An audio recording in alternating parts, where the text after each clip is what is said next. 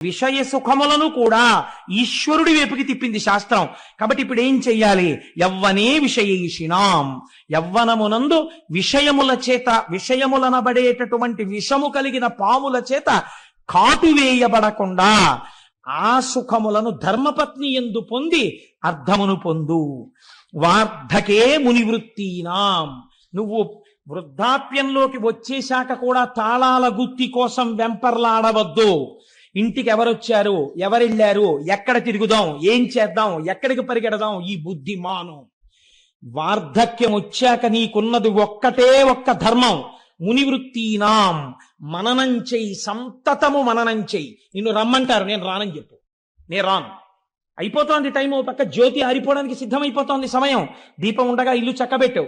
లేచిన దగ్గర నుంచి పూజా మందిరం మీద ఎగబడకో. నీ కొడుకున్నాడు, కోడలున్నారు చేయడానికి, వాళ్ళకి అలవాటు చెయ్యి. నువ్వేం చేస్తావు? కూర్చో. ధ్యానమునందు కూర్చుని బాగా మననం చెయ్యి. నువ్వు ఇతపూర్వం ఏం విన్నావో, ఏం చదివావో, ఏం చూశావో అవి మననం చేస్తూ ఉండు.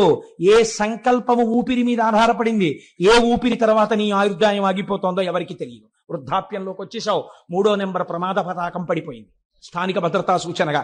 ఇంకా ఎందుకు తిరుగుతావు? ఇక తిరగకు. మహానుభావులు ఉన్నారండి లోకంలో. శ్రీభాష్యం అప్పలాచార్య స్వామి వారికి నడుము విరిగిపోతే వారిని చూడ్డానికి వెడితే మిగిలిన వాళ్ళు కళ్ళనీళ్లు పెట్టుకున్నారు. స్వామి చక్కగా రామాయణం చెప్పేవారు, ఏమిటండి ఇలా నడుము విరిగిపోయింది అంటే ఆయన అన్నారు, తిరిగి తిరిగి చెప్పవలసిన అవసరం పూర్తయింది లేరా? ఏం మంచం మీద కూర్చుని రామాయణం తలుసుకో పొంగిపోలేవా? నీ దగ్గరికి వచ్చిన వాళ్ళకి చెప్పుకోలేవా అని ఒక చోట కూర్చుని అనుభవించమని స్వామి నన్ను ఇలా కటాక్షించాడు అన్నారు. ఆయన మర్యాదా పురుషోత్తముడు. రామాయణం చదువుకుని రామోపాసన చేసిన మహాపురుషుడు ఆయన. ఎంత పాపం చేసిన వాడైనా ఈశ్వరుడి పాదములు పట్టుకున్నవాడైతే ఆయన పాదముల యందు విస్మృతి కలగవలసిన అవసరము లేని రీతిలో తప్పించి వాడు భరించగలిగినంత దుఃఖాన్ని మాత్రమే ఇచ్చి తప్పిస్తాడు. కాబట్టి మీకిప్పుడు శిక్ష వెయ్యడంలో కూడా ఆయన ఒక తండ్రి బిడ్డన్ని చూసుకున్నట్టు చూసి కొడతాడు. తండ్రి కొడతాడు కొడుకుని, కానీ చిన్న పిల్లవాడిని తండ్రి కొట్టడంలో ఎంత జాగ్రత్త తీసుకుని కొడతాడో తెలుసా అండి? వాడు నిలబడితే ఎక్కడ పడితే అక్కడ కొట్టడం. చెయ్యుంది కదా అని ఆ పిల్లాన్ని నెత్తి మీద అక్కడ ఏం కొట్టాడు తండ్రి. ఏది ఏది అని లెంప మీద కొడతాడు, చెంప మీద. ఎందుకని? ఇక్కడ కొడితే పిల్లవాడికి ఏం ప్రమాదం రాదు. గూబ మీద కొట్టేశాడు అనుకోండి పిల్లవాడిని, ఈయనే పరిగెత్తాలి 15 రోజులు ఇంటెన్సివ్ కేర్ యూనిట్కి. అందుకని ఏ తండ్రి తన బిడ్డడి గూబ మీద కొట్టుకోడు. ఏ తండ్రి అయినా తన బిడ్డని రక్షించి శిక్షయందు రక్ష వేసేటప్పుడు చెంప మీద మాత్రమే కొడతాడు. అది కూడా దాటిపోయాడు అనుకోండి, తండ్రి కోపం అవధులు మీరిపోయేటట్టుగా కొడుకు చేస్తే అప్పుడేమో వాడి యొక్క తెంపరితనం చేత తండ్రి చెయ్యి గూబ మీద తగులుతుందేమో, కానీ ప్రయత్నపూర్వకంగా గూబ మీద కొడతానన్న తండ్రి ఉండడు. మీరు అలా ఉండాలని అనుకుంటే ఆయన తండ్రిగా ఉండడానికి ఎప్పుడూ సిద్ధంగా ఉన్నాడు. కాబట్టి ఈశ్వర, మేము పాపం చేశాం, మీరు ఈ ధనస్సుతో మాకు కనపడద్దు, మీరు ప్రసన్నమూర్తి అయి కనపడండి. ఇప్పుడు మీరు చూడండి, శిక్ష వెయ్యడంలో కూడా ఔదార్యం ఉన్నదా లేదా? ఉన్నదనే కదా మీరు ఒప్పుకోవాలి. అసలు సనాతన ధర్మమునకున్న చాలా గొప్పతనం ఏమిటో తెలుసా అండి? మీరు చేసే పాపానికి ఫలితం ఇచ్చేవాడు ఒకడు, మిమ్మల్ని భయపెట్టడానికి. మీ భయం తీయడానికి ఒకడు, ఇద్దరు ఉండరు. భయకృత్ భయనాశన. భయాన్ని సృష్టించేవాడు పరమాత్మే, భయాన్ని తీసేసేవాడు పరమాత్మే. ఇది సనాతన ధర్మమునందున్నటువంటి జీవధార. మీరు చాలా జాగ్రత్తగా చూడండి. మీకు కష్టం వచ్చిందనుకోండి, ఎవరిచ్చారండి మీకు ఈ కష్టం అని అడిగారు అనుకోండి, ఎవరిచ్చారు? భగవంతుడే ఇచ్చాడు. మీకు ఈ కష్టం తప్పిందనుకోండి, ఎవరిచ్చారు? ఈశ్వరుడే ఇచ్చాడు. ఆ కష్టాన్ని కాలంలో మీరు మర్చిపోయేటట్టుగా చేసిన కాలస్వరూపుడెవడు? ఈశ్వరుడే. గురుస్వరూపి అయి మళ్ళీ వచ్చి మీ మనస్సుకి వచ్చిన గాయాన్ని మాన్పించి మిమ్మల్ని యథామార్గమునందు మళ్ళీ తిప్పినవాడెవరు? ఈశ్వరుడే. కాబట్టి ఈశ్వరుడు యొక్క కారుణ్యమునకు అంతులేదు. కాబట్టి ఇప్పుడు శాస్త్రం అంది, ఆయన పట్టుకున్న ధనస్సు శిక్ష వేస్తోందా, రక్ష చేస్తోందా? శిక్ష అన్న మాటే లేదు, రక్షణే ఉన్నది. నీ పాప ఫలితాన్ని అంత తేలికగా తీస్తున్నాడు ఆయన. లేకపోతే ఈ పాపం అంతా ఉండిపోతే నువ్వు ఎంత ప్రమాదకరమైన స్థితికి వెళ్ళాలి? అలా ఉండకుండా తీసేస్తున్నాడు. మీరు చూడండి, నేను ఇలా చెప్పానని మీరు అనుకోకండి. రేపు మీరు సుబ్రహ్మణ్యేశ్వర స్వామి ఉత్సవంలో చదువుతారు, వింటారు సుబ్రహ్మణ్యేశ్వర స్వామి చరిత్రని. ఈసారి విస్తృతంగా ఒక 3-4 రోజులు చెప్పాలి అని నేను అనుకుంటున్నాను. ఆ తర్వాత ఈశ్వరీచ్ఛ. సుబ్రహ్మణ్యేశ్వర స్వామి వారి కావడి ఎత్తడానికి మామూలు కావడి పనికిరాదు. సుబ్రహ్మణ్యుడికి ఎత్తేటటువంటి కావిడి ప్రత్యేకమైన కావిడి ఉంటుంది. ఇప్పుడు మీకు చూపించిన కావిడి తెప్పించడానికి మేము విశ్వ ప్రయత్నం చేస్తూ ఎలా తెప్పించాలో తెలియకుండా ఉండిపోయిన స్థితిలో నాకు తెలుసు, గోపాలకృష్ణ గారికి తెలుసు, దొరగారికి తెలుసు, మాకు ముగ్గురికి తెలుసు. సుబ్రహ్మణ్యేశ్వరుడే ఒక రూపంలో వచ్చి ఆ సమస్యని పరిష్కరించాడు. పరిష్కరించి ఇవాళ మీకు అందరికీ ఆ కావిడి ఎందుకు చూపించామో తెలుసా అండి? అందుకే చూపించమని చెప్పాను నేను. ఆ కావిడి, ఆ కావిడి పట్టుకోవాలి. సుబ్రహ్మణ్యుడు వరం ఇచ్చాడు. ఎవరు ఆ కావిడిని ఇలా పట్టుకుని దానికి పాలకుండ పెట్టి పట్టుకుని వస్తారో వాళ్ళకి ఆచంద్ర తారార్కము వంశమాగకుండా నేను చూస్తానని వరం ఇచ్చాడు. ఆ ఘట్టాన్ని మీకు నేను చూపిస్తాను. సుబ్రహ్మణ్యేశ్వర స్వామి చరిత్ర చెప్పినప్పుడు ఈశ్వరుడు కారుణికుడు. నాగదోషం ఉంటే, సర్పదోషం ఉంటే సంతానమునకు ప్రతిబంధకం వస్తుంది. అదే ఈశ్వరుడు ఆ ప్రతిబంధకమునకు విరుగుడు చెప్పాడు. ఇలా కావిడి పట్టుకుని రా భుజం మీద, చాలు నీకు ఆ దోషాన్ని తీసేస్తాను. ఎప్పుడు? ఇప్పుడు బిడ్డలు ఉండొచ్చు, ఏమో 6 తరాల తర్వాత ఆ బాధ నీ వంశంలో ఎలాదు, తీసేశాను. ఆచంద్ర తారార్కం నీ వంశం నిలబడిపోతుంది. నీ కోర్కెలు తీరడానికి ఒక్కటే ఒక్క మార్గము, ఈ కావిడి పట్టుకుని రావాలి. ఆ కావిడి పట్టుకుని రావడానికి ఈ కావిడి మేం మీకు ఇస్తే మీరు పురుషార్థం ఏం చేసినట్టు అవుతుంది? దానికోసం మీ దగ్గర 500 రూపాయలు తీసుకోవడం తప్ప ఆ 500 రూపాయలు లేకపోతే ఈ 1,00,000 రూపాయల ఖర్చునో ఎవరితోనో ఇప్పించి ఉత్సవం నిర్వహించలేక కాదు. అలా చెయ్యకూడదు. అది శాస్త్ర మర్యాద కాదు. పురుషార్థము అని మన కష్టార్జితాన్ని అక్కడ వెచ్చించాలి.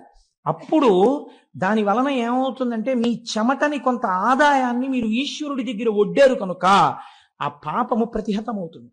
ఎంతమందికి ఇవ్వగలం దాన్ని? ఇప్పుడు ఆ తారీఖు లోపల అన్ని తయారైపోవాలి, అన్ని కావిళ్ళు. ఎన్ని కావిళ్ళు తయారు చేయగలరు? అలాగని ఎన్నో కావిళ్ళు చేసేస్తే కూర్చోబెట్టి అంత అందంగా క్రతువు ఎలా చేయగలం? అందుకని దాన్ని ఇప్పటికే దాని గురించి ఎంతో ప్రెషర్ ఉన్నా 200 మందికి మాత్రమే రిస్ట్రిక్ట్ చేయడానికి కారణం అది. కళ్యాణం వరకు ఆ రోజున వల్లీ కళ్యాణం చాలా అరుదుగా జరుగుతుంది. వల్లీ కళ్యాణం జరిగిన రోజున కూడా కేవలం స్వార్థంతో కొంతమందిమే ఇందులో వెళ్ళి నిలబడిపోవడం మా కోరిక కాదు. ఎవరికి ఈ ఉత్సవంలో టిక్కెట్ ఉన్నాయో వాళ్ళందరికీ ఈశ్వరానుగ్రహం కలగడం కోసం కళ్యాణ సామాగ్రి కూడా మీ చేతులతోనే పట్టుకుని మనందరం ఈ ఉత్సవానికి ఇక్కడ ప్రదక్షిణం చేసి అయ్యప్ప స్వామికి చూపించి, పైన సుబ్రహ్మణ్యుడు ప్రతిష్ఠ అయి ఉన్నాడు, స్వామికి చూపించి వాళ్ళు వచ్చి కళ్యాణానికి సంబారాలు ఇస్తారు. ఇక్కడ దాన్ని ఎంత ప్రయోజనకరంగా చేయించగలమన్న దాని గురించి మేము ఆలోచిస్తున్నాం. ఒకవేళ 500 కట్టలేని వాళ్ళు ఉంటారు, ఏ కారణం చేతనైనా, లేదా దంపతులుగా రాలేకపోయిన వాళ్ళు ఉంటారు ఆ రోజున. వాళ్ళకి ఎలా మరి అంటే వాళ్ళ కోసమే అభిషేకం ఏర్పాటు చేశాం. అభిషేకాన్ని చూస్తూ కూర్చుంటే చాలు. ఆయన మహానుభావుడు సుబ్రహ్మణ్య మంత్రోపాసకుడు అడగగానే అంగీకరించారు. ఒక పీఠాధిపతి పరమహంస వారు వచ్చి విజయం చేసి వేదిక మీద కూర్చుని కార్యక్రమానికి ఆధ్వర్యం వహించి ఈ 200 మందికి అగ్రభాగాన వారు నడుస్తూ వారితో కలిసి నడుస్తారు వీళ్ళు. ఇది నేను ఎందుకు సమన్వయం చేసి మీకు చెప్పానంటే, కేవలం మీకు జరుగుతున్న సత్యాన్ని ఆవిష్కరించడం ఒక ప్రయోజనం. రెండవ ప్రయోజనం మీరు చూడండి, ఎప్పుడో రాబోయేటటువంటి ప్రమాదానికి మీరు ప్రయత్నపూర్వకమైనటువంటి విరుగుడు వేదములు ప్రతిపాదన చేసి ఉన్నాయి. నువ్వు ఈ కర్మ చెయ్యి, నీకు ఇబ్బంది రాదు అని మనకి చెప్తోంది శాస్త్రం. లేకపోతే అభిషేక ప్రక్రియ ఎందుకు వచ్చింది? హోమం ఎందుకు వచ్చింది? ఎందుకు వల్లీ కళ్యాణం వచ్చింది? ఎందుకు కావిడొచ్చింది? ఒక ప్రయోజనాన్ని ఇప్పుడు అన్ని వేళలా మళ్ళీ అస్తమానం శివమహాపురాణం చెప్తామా? శివమహాపురాణం చెప్తేనే సుబ్రహ్మణ్యేశ్వర స్వామి వారి చరిత్ర పూర్ణంగా వస్తుంది. పూర్ణంగా సుబ్రహ్మణ్యేశ్వర స్వామి చరిత్ర విని అనుసంధానం చేసి కళ్యాణం చేసుకోవడం ఎంత మహత్తరమైన భాగ్యం అది. సంపూర్ణ రామాయణం చెప్పి పట్టాభిషేకం అన్ని సంవత్సరాలు జరుగుతాయా? ఈశ్వరానుగ్రహం కలిగింది, 1 సంవత్సరం చేశాం. అలా పునః కాకినాడలో జరగాలనే నా కోరిక. అది నా ఉద్దేశం. నేను చెప్పాను కాబట్టి నా ఒక్కడితోటే ఆ కళ్యాణం అలాగే ఉండాలి తప్ప వేరెవరో ఏదో అలాంటివి జరగకూడదని అన్న స్వార్థం నాకు ఎన్నడూ లేదు. పునఃపునగా ఏడాదికి 10 మాటలు సంపూర్ణ రామాయణం కాకినాడలో జరిగితే సంతోషించే వాళ్ళలో ప్రథముండి నేను. కాబట్టి మీరు చూడండి, శాస్త్రం అంది అందుచేత పాతి జగదిది పినాకం అంది. ఇక్కడ చెప్పింది వ్యుత్పత్తి. ఇప్పుడు ఈ ధనస్సు ఏం చేస్తోంది? ఈ ధనస్సు నీకు ఘోర రూపముతో పాప ఫలితమునిచ్చినా అఘోర రూపముతో సుఖమునిచ్చినా అది చేస్తున్నది మీ యొక్క రక్షణయే. కనుక లోకములను రక్షించగలిగినటువంటి ధనస్సు. ఆ ధనస్సు దేన్ని రక్షిస్తుంది? ఒక్కరిని, ఇద్దరిని, ముగ్గురిని కాదు. ఎన్ని కోట్ల మంది ఉన్నారో, ఎన్ని బ్రహ్మాండాలున్నాయో, ఇన్ని బ్రహ్మాండములనన్నింటినీ, ఇన్ని జీవుల్ని రక్షించగలిగినటువంటి ధనస్సు ఆయన చేతి యందున్న ధనస్సు. అందుకే రుద్రం ఆ ధనస్సుని అంత స్తోత్రం చేసింది. అటువంటి ధనస్సు కలిగిన వాడా ఓ రుద్రుడా, ఆ నీ చేతిలో ఉన్నది పినాకము. అయితే మీరు ఇక్కడ ఒక్క విషయం ఆలోచించండి. ఆ పిలిచేటప్పుడు మహేశ్వర శబ్దాన్ని కానీ శివ శబ్దాన్ని కానీ తిన్నగా ప్రయోగించకుండా నమస్తే రుద్ర అంటూ రుద్ర శబ్దంతో ఎందుకు ప్రారంభం చెయ్యాలి ధనస్సుని? ధనస్సుకి రుద్ర శబ్దానికి ఏమైనా దగ్గర సంబంధం ఉందా? లేకపోతే రుద్ర సంబంధంతో ధనస్సుని ఎందుకు అన్వయం చేసింది వేదం? వేదం అంటే ఎదుర్వేదం అండి, ఎదుర్వేదమే రుద్రాధ్యాయం. అంటే రోదయతి సర్వమంతకాలే ఇది రుద్ర. రుద్రుడనగా ఎవరు? ఆఖరణ ఈ సమస్త లోకములను లయం చేసేస్తున్నప్పుడు అందరినీ ఏడిపించేవాడెవడో వాడు రుద్రుడు. ఇప్పుడు ఈ మాట మీరు కొంచెం చాలా జాగ్రత్తగా ఒడిసి పట్టుకోవాలి. ఇప్పుడు ఏమైంది? నేను చెప్పిన దానికి ఇది పూర్తి విరుద్ధమై కూర్చుంది. ఇప్పుడు ఆయన ఏం చేస్తాడు? అంత్యకాలమునందు అనగా లోకములనన్నింటినీ చిట్ట చివర ప్రళయ జలముల యందు ముంచేసేటప్పుడు అందరినీ పెద్ద పెట్టును ఏడిచేటట్టు చేస్తాడు. ఏమండి, మీరు ఇందాకడి నుంచి ఆ ధనస్సు యందు రక్షణ ఉంది అన్నారే, పిలిచేటప్పుడు రుద్రశబ్దంతో పిలిచారు ఈ ధనస్సుని. రుద్రుడి చేతిలో ఉన్న ధనస్సు అని పిలిచారు. రుద్రశబ్దానికి ఉన్నటువంటి వ్యాఖ్యానం ప్రళయమునందు లోకములను ఏడిపించేవాడు అని ఉంది. ఏడిపించడానికి ధనస్సు పట్టుకుంటే అది రక్షణ ఎలా అవుతుంది? ఇప్పుడు ఆ ధనస్సుకి పాతి జగదిది అన్న అన్వయం ఎలా కుదురుతుంది? నేను మీకు అర్థమయ్యేట్టు చెప్పగలుగుతున్నాను అనుకుంటున్నాను. కొంచెం జటిలమైన విషయం కాబట్టి మీరు చూడండి, ఆయన ఏడిపించినట్టే కనపడుతుంది. కానీ మీకు నేను ఒక్క ఉదాహరణ చెప్తే మీరు పట్టేసుకుంటారు.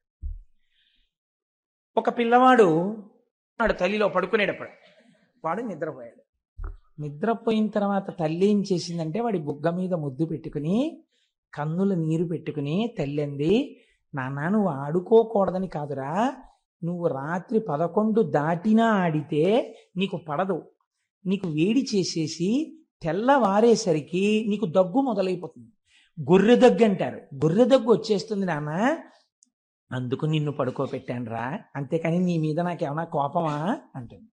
ఇప్పుడు పిల్లవాడి దృష్టిలో అమ్మ రాక్షసి, కానీ అమ్మ దృష్టిలో పిల్లవాడిని ఎందుకు కొట్టి పడుకోబెట్టింది?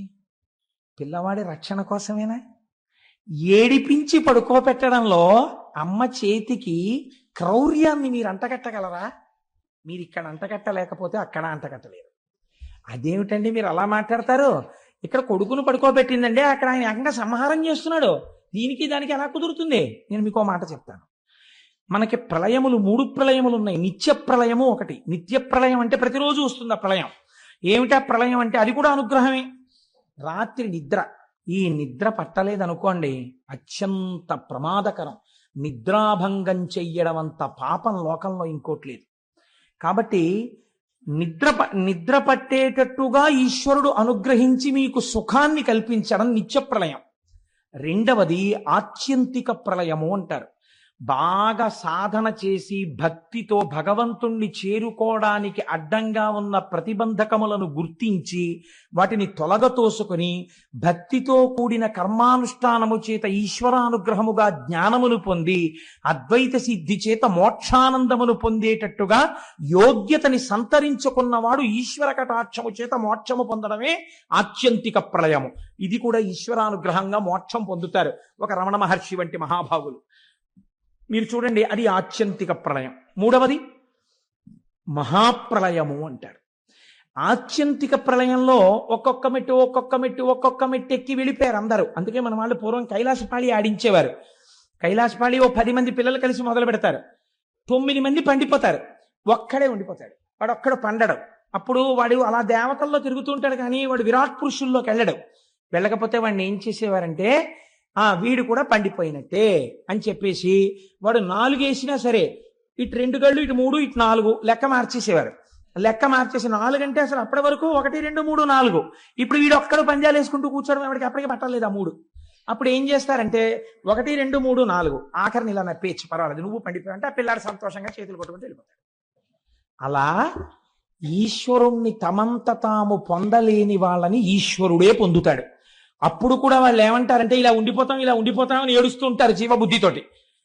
తప్పు నాన్న, అందరూ పొందేశారు, మీరు ఉండిపోయారు, మిమ్మల్ని నేనే పొందేస్తానని మైనపు ముద్ద నల్లపూసల్లో తిరిగి తనే పుచ్చేసుకున్నట్టు జీవుల్ని తానే పొందేస్తాడు. వాళ్ళు ఏడుస్తున్నా వాళ్ళకి సిద్ధిని ఇచ్చేస్తాడు. ఇప్పుడు ఆ మహాప్రళయాన్ని జీవులు ఏడుస్తున్నా, వాళ్ళు రోధిస్తున్నా తాను పొందడం రక్షణ హేతు అంటారా, తామసంతో కూడుకున్నటువంటి సంహార ప్రక్రియ అని మీరు పిలుస్తారా?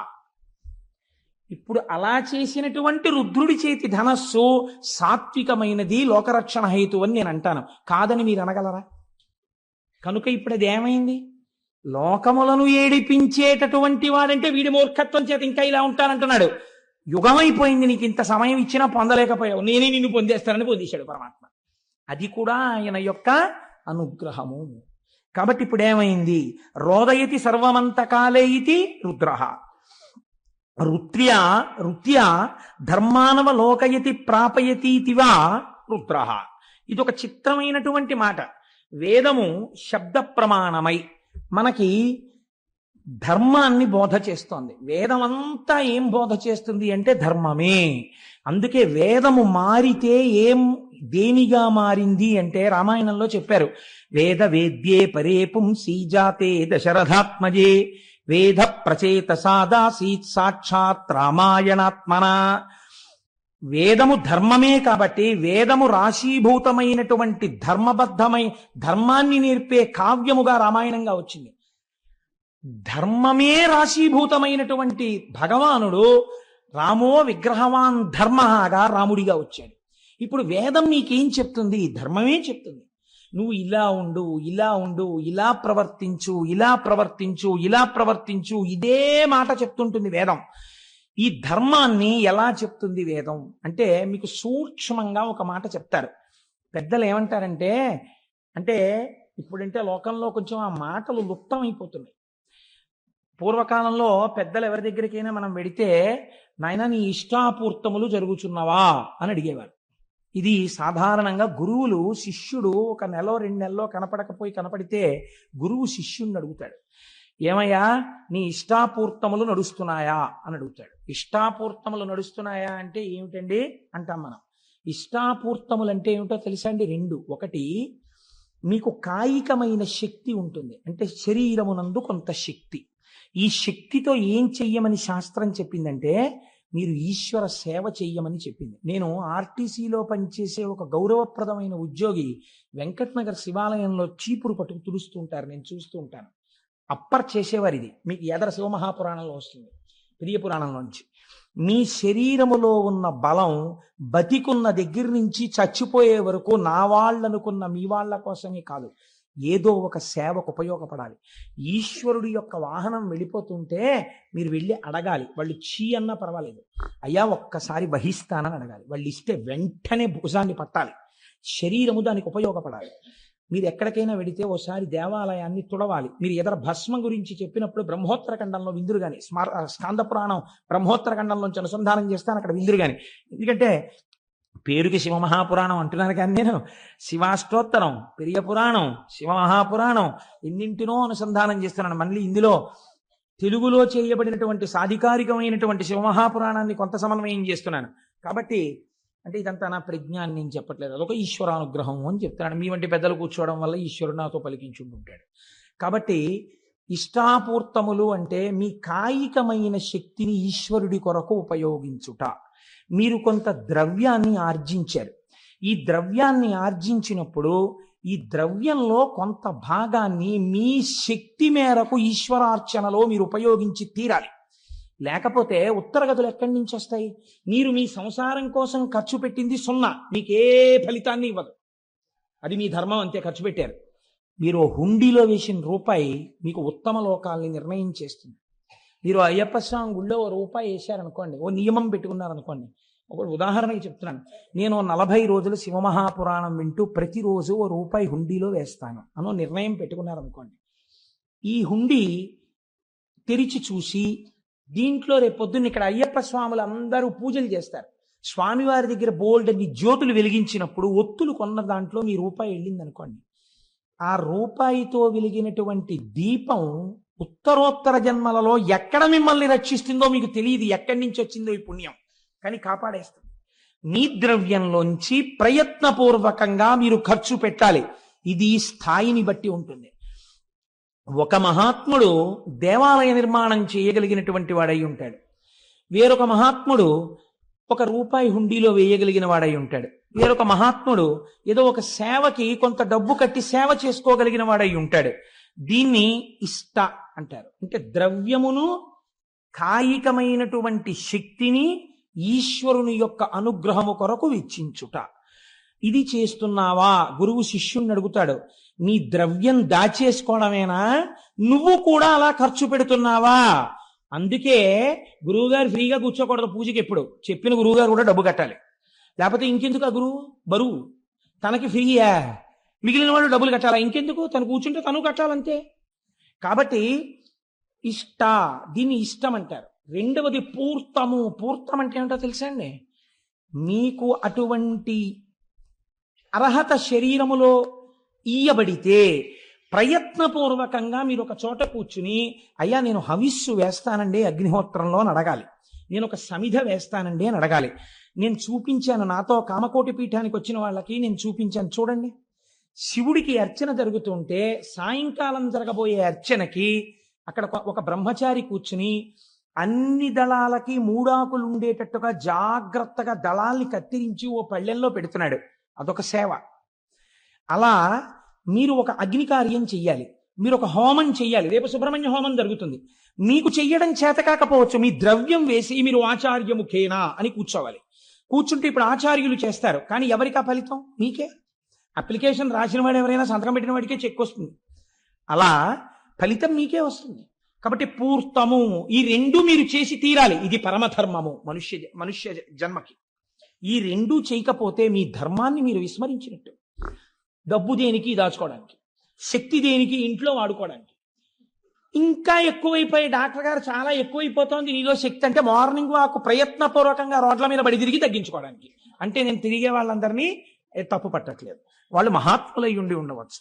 వాళ్ళని నేను ఒకవేళ వాళ్ళు ఏమో ఎటువంటి భావనతో చేస్తున్నారో అది నేను తప్పు పట్టి మాట్లాడటలేదు. కనుక ఇష్టాపూర్తములు ఈ 2 చేయవలెను. ఈ 2 ధర్మ మార్గము వైపుకి మీ మనస్సుని, శరీరాన్ని తిప్పుకోవడానికి మీరు ఉపయోగించుకుంటారు. It is a self check. మీకు మీరు, నా దగ్గర ఇంతుంది, ఒకవేళ గభాలన డాక్టర్ గారి దగ్గరికి వెళ్ళి ఒక ₹1000 ఖర్చు పెట్టవలసి వస్తే నేను పెడతానా? పెట్టగలను. ఏం భగవంతుడి పేరు చెప్పేటప్పటికి ఎందుకు వెనకంజ వేస్తున్నానో, కాబట్టి నేను పెడతాను. మీకు మీరే న్యాయమూర్తి. ఇది శాస్త్రం అంది ఇష్టాపూర్తములు. అలాగే మాట్లాడింది గురువు. అంతకన్నా మాట్లాడు. ఇష్టాపూర్తములను చేస్తున్నావా అని అడుగుతారు. ఈ 2 చెయ్యడం వల్ల మీరు సోపానములను ఎక్కుతారు. దీన్నేనండి సంగీతంలో నాదోపాసన అని పిలిచారు. దీన్ని రాగాల ఆరోహణ అవరోహణైనది అంటారు. దేని వల్ల కింద పడ్డావో దాంతోనే పట్టుకుని పైకెక్కాలి. ఆ సరిగమ పదనిసలతోటే పైకెక్కుతారు, కిందకి దిగుతారు. నాదోపాసన చేస్తారు. వాళ్ళు నాదోపాసన చేసి వాళ్ళు అదే సిద్ధిని పొందుతారు. కాబట్టి మనకి ఎటువైపు నుంచి వచ్చిన శాస్త్రం దాన్నే నేర్పింది, భగవంతుడి వైపుకి వెళ్ళడాన్ని నేర్పింది. కనుక చూడండి, ఇప్పుడు వైదికమైనటువంటి మార్గంలో ఈ ప్రయత్నంలో తల్లి యందు పెద్ద బాధ్యత పెట్టింది శాస్త్రం. ఈ ధర్మం అన్నది అసలు ఎక్కడ ప్రారంభం అవ్వాలి అని అడిగింది. అడిగితే తల్లి దగ్గరే ప్రారంభము. ఎందుకో తెలుసా అండి? నేను ఈ మాట ఎందుకు చెప్తున్నానో మీరు ఈ శ్లోకాన్ని అవధరించండి, మీకే అర్థమవుతుంది.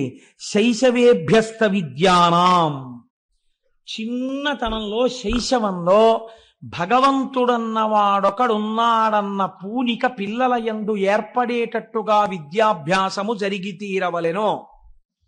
ఇది స్కూల్లో చెప్పరు ఇవాళ. వాళ్ళకి సిలబస్సు, పెద్ద బ్యాగు, ఓ పెద్ద ఏదో వాళ్ళ స్కూల్కి వీడు అడ్వర్టైజ్మెంట్కి పనికొచ్చే వస్తువుల ఓ బ్యాడ్జీ పెట్టుకు తిరగాలి, ఎన్ని దిక్కుమాల అలంకారాలు చేసుకోవాలో స్కూల్కి వెళ్ళాలంటే. ఇవి వాళ్ళు నేర్పేది. మీరేం నేర్పాలి? మీరు పునరావృత్తి రహిత శాశ్వత శివ సాయుధ్య స్థితికి కావలసిన విద్య ఇంట్లో నేర్పాలి. అమ్మ చెప్పిన మాట బిడ్డడికి నాటుకున్నట్టు ఎవరు చెప్పినది నాటదు. మీరు జ్ఞాపకం పెట్టుకోండి. ఉపమన్యు ఆఖ్యానం ఇదే, ఎదర శివ మహాపురాణంలో వస్తుంది. అమ్మ ఒక మాట చెప్పింది అనుకోండి, వాడు బయటికి వెళ్ళి అంటాడు మా అమ్మ చెప్పింది ఇది నిజం అంటాడు.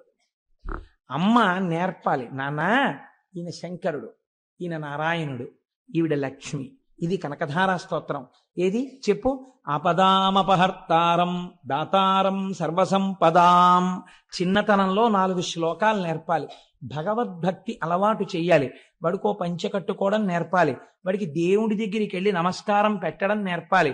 చిన్నతనంలో పూర్వం నాయనమ్మలు అమ్మమ్మలు పిల్లల్ని దగ్గర కూర్చోబెట్టుకుని జోదు పెట్టని గోవింద అని ఇలా పెట్టడం నేర్పేవారు. ఎవరైనా ఇంటికి వస్తే చూడండి మా మా మనవాడు ఎంత బాగా జోజు పెడతాడో అని చెప్పి గోవిందా గోవింద అంటే వాడు ఇలా అంటుండేవాడు. ఇలా వాడికి తెలియకుండా అన్నది వాడి యొక్క బుద్ధి మార్చి వాడిని సక్రమ మార్గంలో తిప్పేది. మనం ఇవాళ టీవీ సీరియల్ వాడికి కూర్చోబెడతాం. ఏమిటి వస్తుంది వాడికి బుద్ధి రమ్మంటే? కాబట్టి ధర్మమునకు ప్రాతిపదిక ఎక్కడ పడుతోంది? శైశవేభ్యస్తు విద్యానాం యవ్వనే విషయేషిణాం. నువ్వు ఎంత జాగ్రత్త పరుడవైనా ఇంద్రియములు బలిష్టములు. కాబట్టి బలిష్టమైన ఇంద్రియములు కోరుకునేటటువంటి సుఖములేవి ఉన్నాయో వాటిని పరమ ధర్మబద్ధంగా అనుభవింపచేసి ఆ సుఖములు కాదన్న వైరాగ్య బుద్ధిని సంతరించుకోవడానికి ధర్మపత్నిని స్వీకరించి కామమును ధర్మబద్ధమైన కామము చేత ధర్మబద్ధమైన అర్థముగా సంతానమును పొందు. కాబట్టి విషయ సుఖములను కూడా ఈశ్వరుడి వైపుకి తిప్పింది శాస్త్రం. కాబట్టి ఇప్పుడు ఏం చెయ్యాలి? యవ్వనే విషయేషిణాం. యవ్వనమునందు విషయముల చేత విషయములనబడేటటువంటి విషము కలిగిన పాముల చేత కాటువేయబడకుండా ఆ సుఖములను ధర్మపత్ని యందు పొంది అర్థమును పొందు. వార్ధకే మునివృత్తీనాం. నువ్వు వృద్ధాప్యంలోకి వచ్చేశాక కూడా తాళాల గుత్తి కోసం వెంపర్లాడవద్దు. ఇంటికి ఎవరొచ్చారు, ఎవరెళ్ళారు, ఎక్కడ తిరుగుదాం, ఏం చేద్దాం, ఎక్కడికి పరిగెడదాం, ఈ బుద్ధి మాను. వార్ధక్యం వచ్చాక నీకున్నది ఒక్క ధర్మం. మునివృత్తీనాం. మననం చెయ్యి, సంతతము మననం చెయ్యి. నిన్ను రమ్మంటారు, నేను రానని చెప్పు. నేను రాను. అయిపోతోంది టైం, పక్క జ్యోతి ఆరిపోవడానికి సిద్ధమైపోతోంది సమయం. దీపం ఉండగా ఇల్లు చక్కబెట్టు. లేచిన దగ్గర నుంచి పూజా మందిరం మీద ఎగబడకో. నీ కొడుకున్నాడు, కోడలున్నారు చేయడానికి, వాళ్ళకి అలవాటు చెయ్యి. నువ్వేం చేస్తావు? కూర్చో. ధ్యానమునందు కూర్చుని బాగా మననం చెయ్యి. నువ్వు ఇతపూర్వం ఏం విన్నావో, ఏం చదివావో, ఏం చూశావో అవి మననం చేస్తూ ఉండు. ఏ సంకల్పము ఊపిరి మీద ఆధారపడింది, ఏ ఊపిరి తర్వాత నీ ఆయుర్దాయం ఆగిపోతుందో ఎవరికి తెలియదు. వృద్ధాప్యంలోకి వచ్చేసావు, 3వ నెంబర్ ప్రమాద పతాకం పడిపోయింది, స్థానిక భద్రతా సూచనగా. ఇంకా ఎందుకు తిరుగుతావు? ఇక తిరగకు. మహానుభావులు ఉన్నారండి లోకంలో. శ్రీభాష్యం అప్పలాచార్య స్వామి వారికి నడుము విరిగిపోతే వారిని చూడ్డానికి వెడితే మిగిలిన వాళ్ళు కళ్ళనీళ్లు పెట్టుకున్నారు. స్వామి చక్కగా రామాయణం చెప్పేవారు, ఏమిటండి ఇలా నడుము విరిగిపోయింది అంటే ఆయన అన్నారు, తిరిగి చెప్పవలసిన అవసరం పూర్తయింది లేరా? ఏం మంచం మీద కూర్చుని రామాయణం తలుసుకో పొంగిపోలేవా? నీ దగ్గరికి వచ్చిన వాళ్ళకి చెప్పుకోలేవా అని ఒక చోట కూర్చుని అనుభవించమని స్వామి నన్ను ఇలా కటాక్షించాడు అన్నాడు. ఆయన మర్యాదా పురుషోత్తముడు. రామాయణం చదువుకుని రామోపాసన చేసిన మహాపురుషుడు ఆయన. కనుక వార్ధకే మునివృత్తీనాం యోగానంతే తను త్యజాం. చిట్ట చివర నీ మనస్సుని యోగము చేత అనేన యుజ్యతే ఇతి యోగ. అన్నిటికీ సాక్షిగా ఉంటూ కొడుకొచ్చేదో చెప్తాడు, ఆహా అలాగేనా నవ్వు. కోడలొచ్చేదో చెప్తుంది, ఓ నవ్వు. తామరాకు మీద నీటి బొట్టు. నువ్వు అలా హాయిగా ఉండగా శరీరము నుంచి ప్రాణోత్క్రమణం జరుగుతోంది. ఏమీ హడావిడక్కర్లేదు. అవుతుందని చెప్పారు పెద్దలు, ఎన్ని మాటలు వినలేరు, ఎంతమంది వెళ్ళిపోలేదు. నా అదృష్టం. నేను ఇప్పుడు చూడబోతున్నాను. ఎవరిని చూడబోతున్నాను? మహాపురుషులైన వారందరూ శరీరాలు విడిచిపెట్టిన చోట ఎక్కడుందో అక్కడికి వెళ్ళి నేను వారి దర్శనానికి వెళ్ళిపోతున్నాను. నేను ఏ పరమాత్మ పాదాలు పట్టుకున్నానో వాడిలోకి వెళ్ళిపోతున్నాను. కాబట్టి పడిపోతున్న శరీరాన్ని సాక్షిగా చూస్తూ నువ్వు ఆరాధించిన వాడిలో కలిసిపో. కాబట్టి ఏమైంది? యోగేనాంతే తను త్యజాం, శరీరమును వదిలిపెట్టు. ఎంత పెద్ద మాట అన్నారో చూడండి. చచ్చిపోతున్నానని ఏడవకు. ఓ ఉత్తరీయాన్ని తీసి రాత్రి ఇంటికి వెళ్ళిపోయిన తర్వాత అలా దండెం మీద బారేసినట్టు, ఫలహారమో రాత్రి భోజనమో అయిపోయిన తరువాత నీ మీద వేసుకున్న ఉత్తరీయాన్ని వదిలిపెట్టేసి పడుకోవడానికి ఓ తేలిక బట్టను ఎలా కట్టుకుంటావో అలా మళ్ళీ పొద్దున్న లేచి స్నానం చేసే ముందు ఆ తేలిక వస్త్రాన్ని వదిలేసినట్టు అయిపోయింది ఈశ్వర, దీనితో ప్రయోజనాన్ని సిద్ధింపచేశావు, నన్ను అనుగ్రహించావు అని ఈశ్వరుడిలోకి చేరుతూ దీన్ని వదులు. దీనికి ధర్మం పట్టుకో. ధర్మం తప్ప వేరొక మార్గం లేదు. ఇదే శాబ్దిక ప్రమాణమైన వేదము. ఈ వేదమును ఎవరు ఇచ్చాడో వాడు రుద్రుడు. ఆ రుద్రుడు ఏమి చేస్తూ ఉంటాడు మన చేత అంటే, ఈ శాబ్దిక ప్రమాణమైనటువంటి వేదము చేత ప్రతిపాదింపబడినటువంటి ధర్మము మనకి బాగా అర్థమయ్యేటట్టుగా ఆ శివుడే ఒక గురు రూపంలో వచ్చి చెప్పి మన మనస్సులను మార్చి పరమాత్మ వైపుకి అడుగులు వేసేటట్టు బుద్ధిని చక్కదిద్దినాడు. కాబట్టి ఇప్పుడు ఎవడు రుద్రుడు? వాడే వీడు. వాడు రుద్రుడై ఉన్నాడు. కాబట్టి ఇప్పుడు వేద ప్రమాణము వైపు నడిపించాడు. మీరు రామాయణంలో ఒక చిత్రమైన సంఘటన ఉంది. తల్లి కౌసల్యామాతకెళ్ళి రామచంద్రమూర్తి నమస్కరించారు అరణ్యవాసానికి వెళ్ళిపోతూ. అమ్మా నేను బయలుదేరుతున్నానమ్మా అన్నారు. తల్లి ఏమనాలి? నాన్న లౌకికంగా పెట్టింది అనుకోండి రక్ష ఆవిడ అంది, లక్ష్మణుడు వచ్చి తిరగబడవాయా దశరథ మహారాజు మీద చంపేస్తానంటే నువ్వు ఒప్పుకోలేదు, ధర్మం పట్టుకున్నావు. నాకు తెలిసి రామా, ఇది ఒక తల్లి నేర్పవలసిన మాట. ఒక తల్లి కొడుకు గురించి ఈ మాట అన్ననాడు పొంగిపోయిన మాట. ఒక తల్లి ఏ లోకంలో ఉన్నా ఎప్పుడు సంతోషిస్తుందో తెలుసా అండి? ఏ తల్లి కన్న బిడ్డడవోనయ్యా, నిజంగా ఇంత గొప్పగా ప్రవర్తిస్తున్నావు, ఎంతమందిని సంతోష పెడుతున్నావయ్యా అన్ననాడు ఆ తల్లి సంతోషిస్తుంది. ఏ లోకంలో ఉన్నా మృత్యుబాధను అనుభవించి నేను వీడిని ప్రసవించినందుకు వీడు నా పేరు నిలబెట్టాడని నా కన్న కడుపు సార్థకమైందంటుంది. కౌసల్యా లోకభర్తారం సుషుభేయం మనస్వినీతం మమార్థం సుఖం పృచ్చా శిరసా చాభివాదయా అంది సీతమ్మ తల్లి సుందరకాండలో. అందరూ తల్లులు బిడ్డల్ని కన్నారు వాళ్ళ కోసం. మా అత్త కౌసల్య అలా కన్లా, లోక కళ్యాణాన్ని తీసుకురాగలిగిన రామచంద్రమూర్తిని కంది. అటువంటి బిడ్డని కన్న మా అత్త కడుపుకి నమస్కారం అని చెప్పింది. అందుకని తల్లికి తెలుసు రామచంద్రమూర్తి ఎంత ధర్మం పట్టుకుంటాడో. ఆవిడంది బయలుదేరుతుంటే, నాన్న సవై రాఘవ శార్దూల ధర్మస్వామభిరక్షతు, నువ్వు ఇంతకాలము ఏ ధర్మమును పట్టుకోవడం వల్ల నీ జీవితంలో వైక్లభ్యం లేకుండా కొన్ని కోట్ల మందికి సుఖములయందు కాని దుఃఖములయందు కాని ఆదర్శమూర్తి అయిన మర్యాదా పురుషోత్తముడు రామచంద్రమూర్తి అన్న కీర్తి గణించి యశస్వి అయి ఇంతమందికి పాఠం నీ నడువడి చేత నేర్పావో, ఆ ధర్మము నుండి నీ మనస్సు మళ్ళకుండుగాక, నీవు అనుష్ఠించిన ధర్మము నిన్ను కాపాడుగాక. నాన్న నువ్వు ధర్మము తప్పకో, ఆ ధర్మము నిన్ను కాపాడుతుంది. ఇది నేను నీకు చేస్తున్న ఆశీర్వచనం అంది కౌసల్య. రామాయణం నేర్పింది మనకి బిడ్డలకి తల్లి ఏం నేర్పాలో. కనుక ఈ ధర్మము వైపుకి మనస్సు నడిచేటట్టు చెయ్యగలిగిన వాడెవడో, శాబ్దిక ప్రమాణమైన వేదములోనున్న ప్రమాణమును నేర్పి మన మనస్సులను మార్చిన వాడెవడో వాడు రుద్రుడు. వాడి చేత పట్టుకున్న పినాకమది, దాని వింటి నారి శబ్దములే వేదములు. కాబట్టి ఇప్పుడు ఆ శాబ్దిక ప్రమాణములే వేదములు. ఆ వేదము మనల్ని ధర్మ మార్గంలో నడిపించడానికి వచ్చింది. ఆశ నీ ప్రయత్నం అక్కర్లేదు, వెంబడబడి తిరుగుతుందండి ఆశ.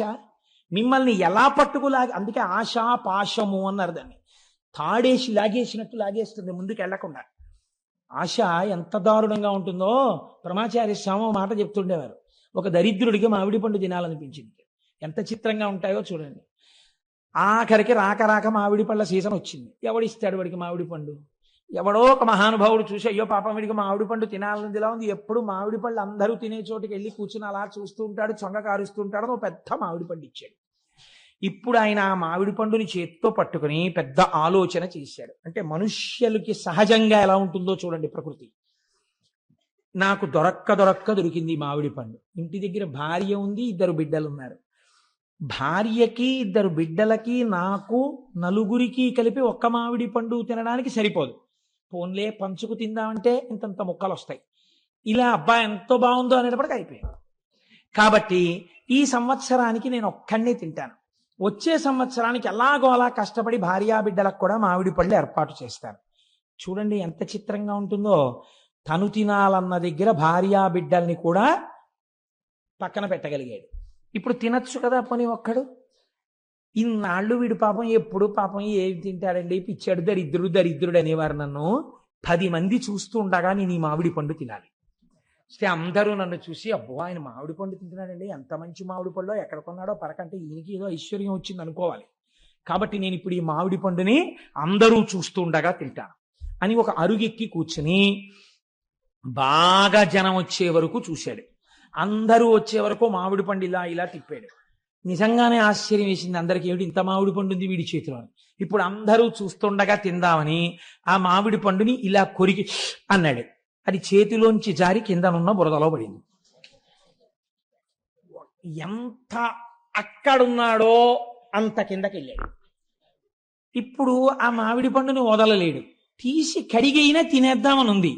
తీసి కడిగితే వీళ్ళందరూ ఏమనుకుంటారు? ఇప్పుడు ఎవరు చూడాలనుకున్నవాడో వాళ్ళే ప్రతిబంధకం అయ్యారు.